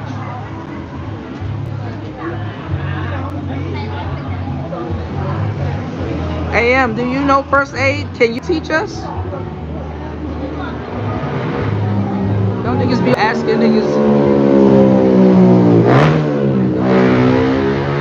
I don't even hear yourselves, man. I'm not even gonna acknowledge that. Y'all be on here asking for videos that already exist. And then y'all are even worse than any nigga to exist in a lot of cases, because you wanna know why? You was doom scrolling before you found this. You was doom scrolling on YouTube before you found this live stream. Your ass was doom scrolling before you found this on YouTube. You didn't have nothing going on. You wasn't looking up first aid videos. You was doom scrolling. So imagine somebody that knows where the hell you came from before you got here and asked some stupid shit. You was doom scrolling.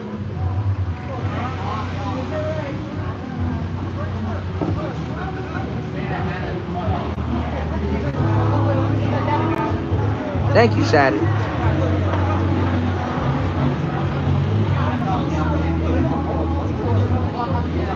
And y'all better take heed to a lot of that manosphere shit that I'm telling y'all. A lot of these niggas are gay. Like, who goes to a man's chat room and keeps asking him about gay shit? We could talk about money. We could talk about cars. We could talk about music. My name is DJ. So you go out of your way to talk to a DJ about some gay shit? What does that say about you?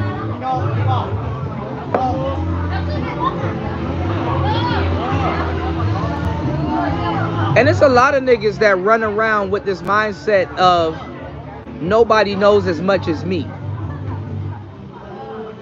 And that don't make you a player.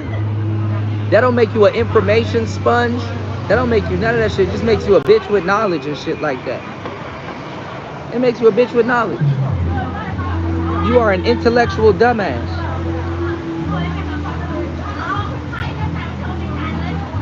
You are so smart, you tricked yourself into being dumb. Congratulations. Now go watch another YouTube video and try to pass off of what you heard on that YouTube video as your own truth. Go watch a YouTube video and try to pass that shit off as if you like that and you came up with that yourself and you didn't need nobody's help. You a strong, independent commenter.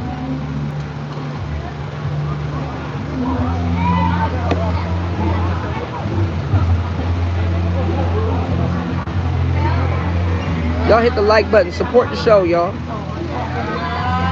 Y'all expect niggas to really go through shit and have to deal with people like this and then turn around and really give y'all some grade A content. And I've been doing it for a long time. I had to work my ass off to be able to deliver some of the stuff that I be putting out here, man. Give me 1 second.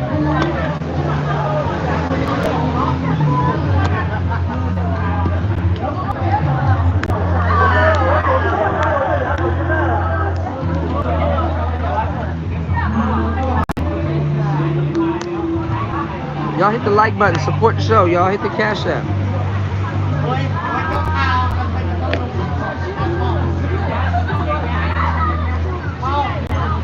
So it ain't about no little Dirk. It ain't about no killing. It ain't about none of that. It's about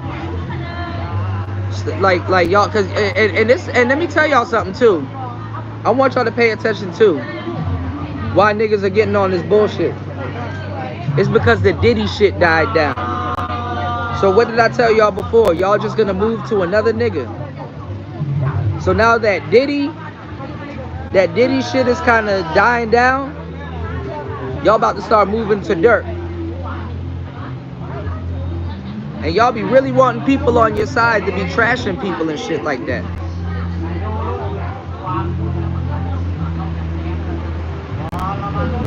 This is black people for you.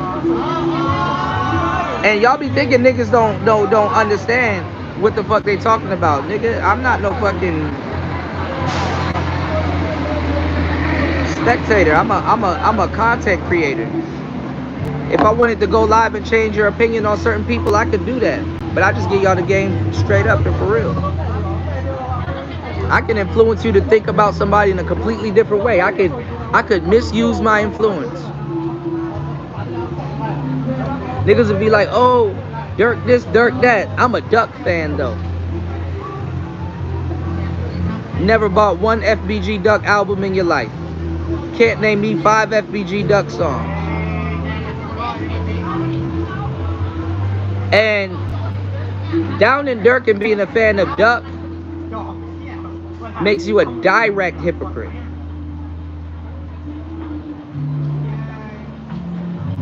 Who on down that hill?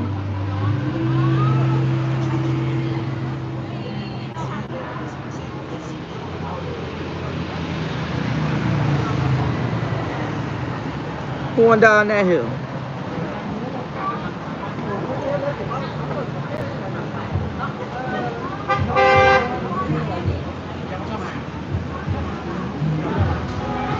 So you know, I could sit up here and voice my displeasement with black with black people.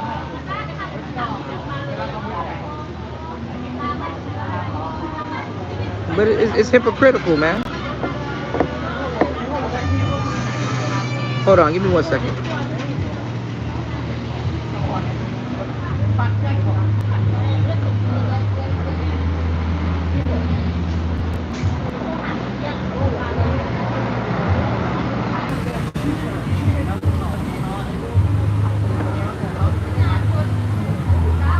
Oh shit, I'm missing a lot of messages. Hold on, y'all.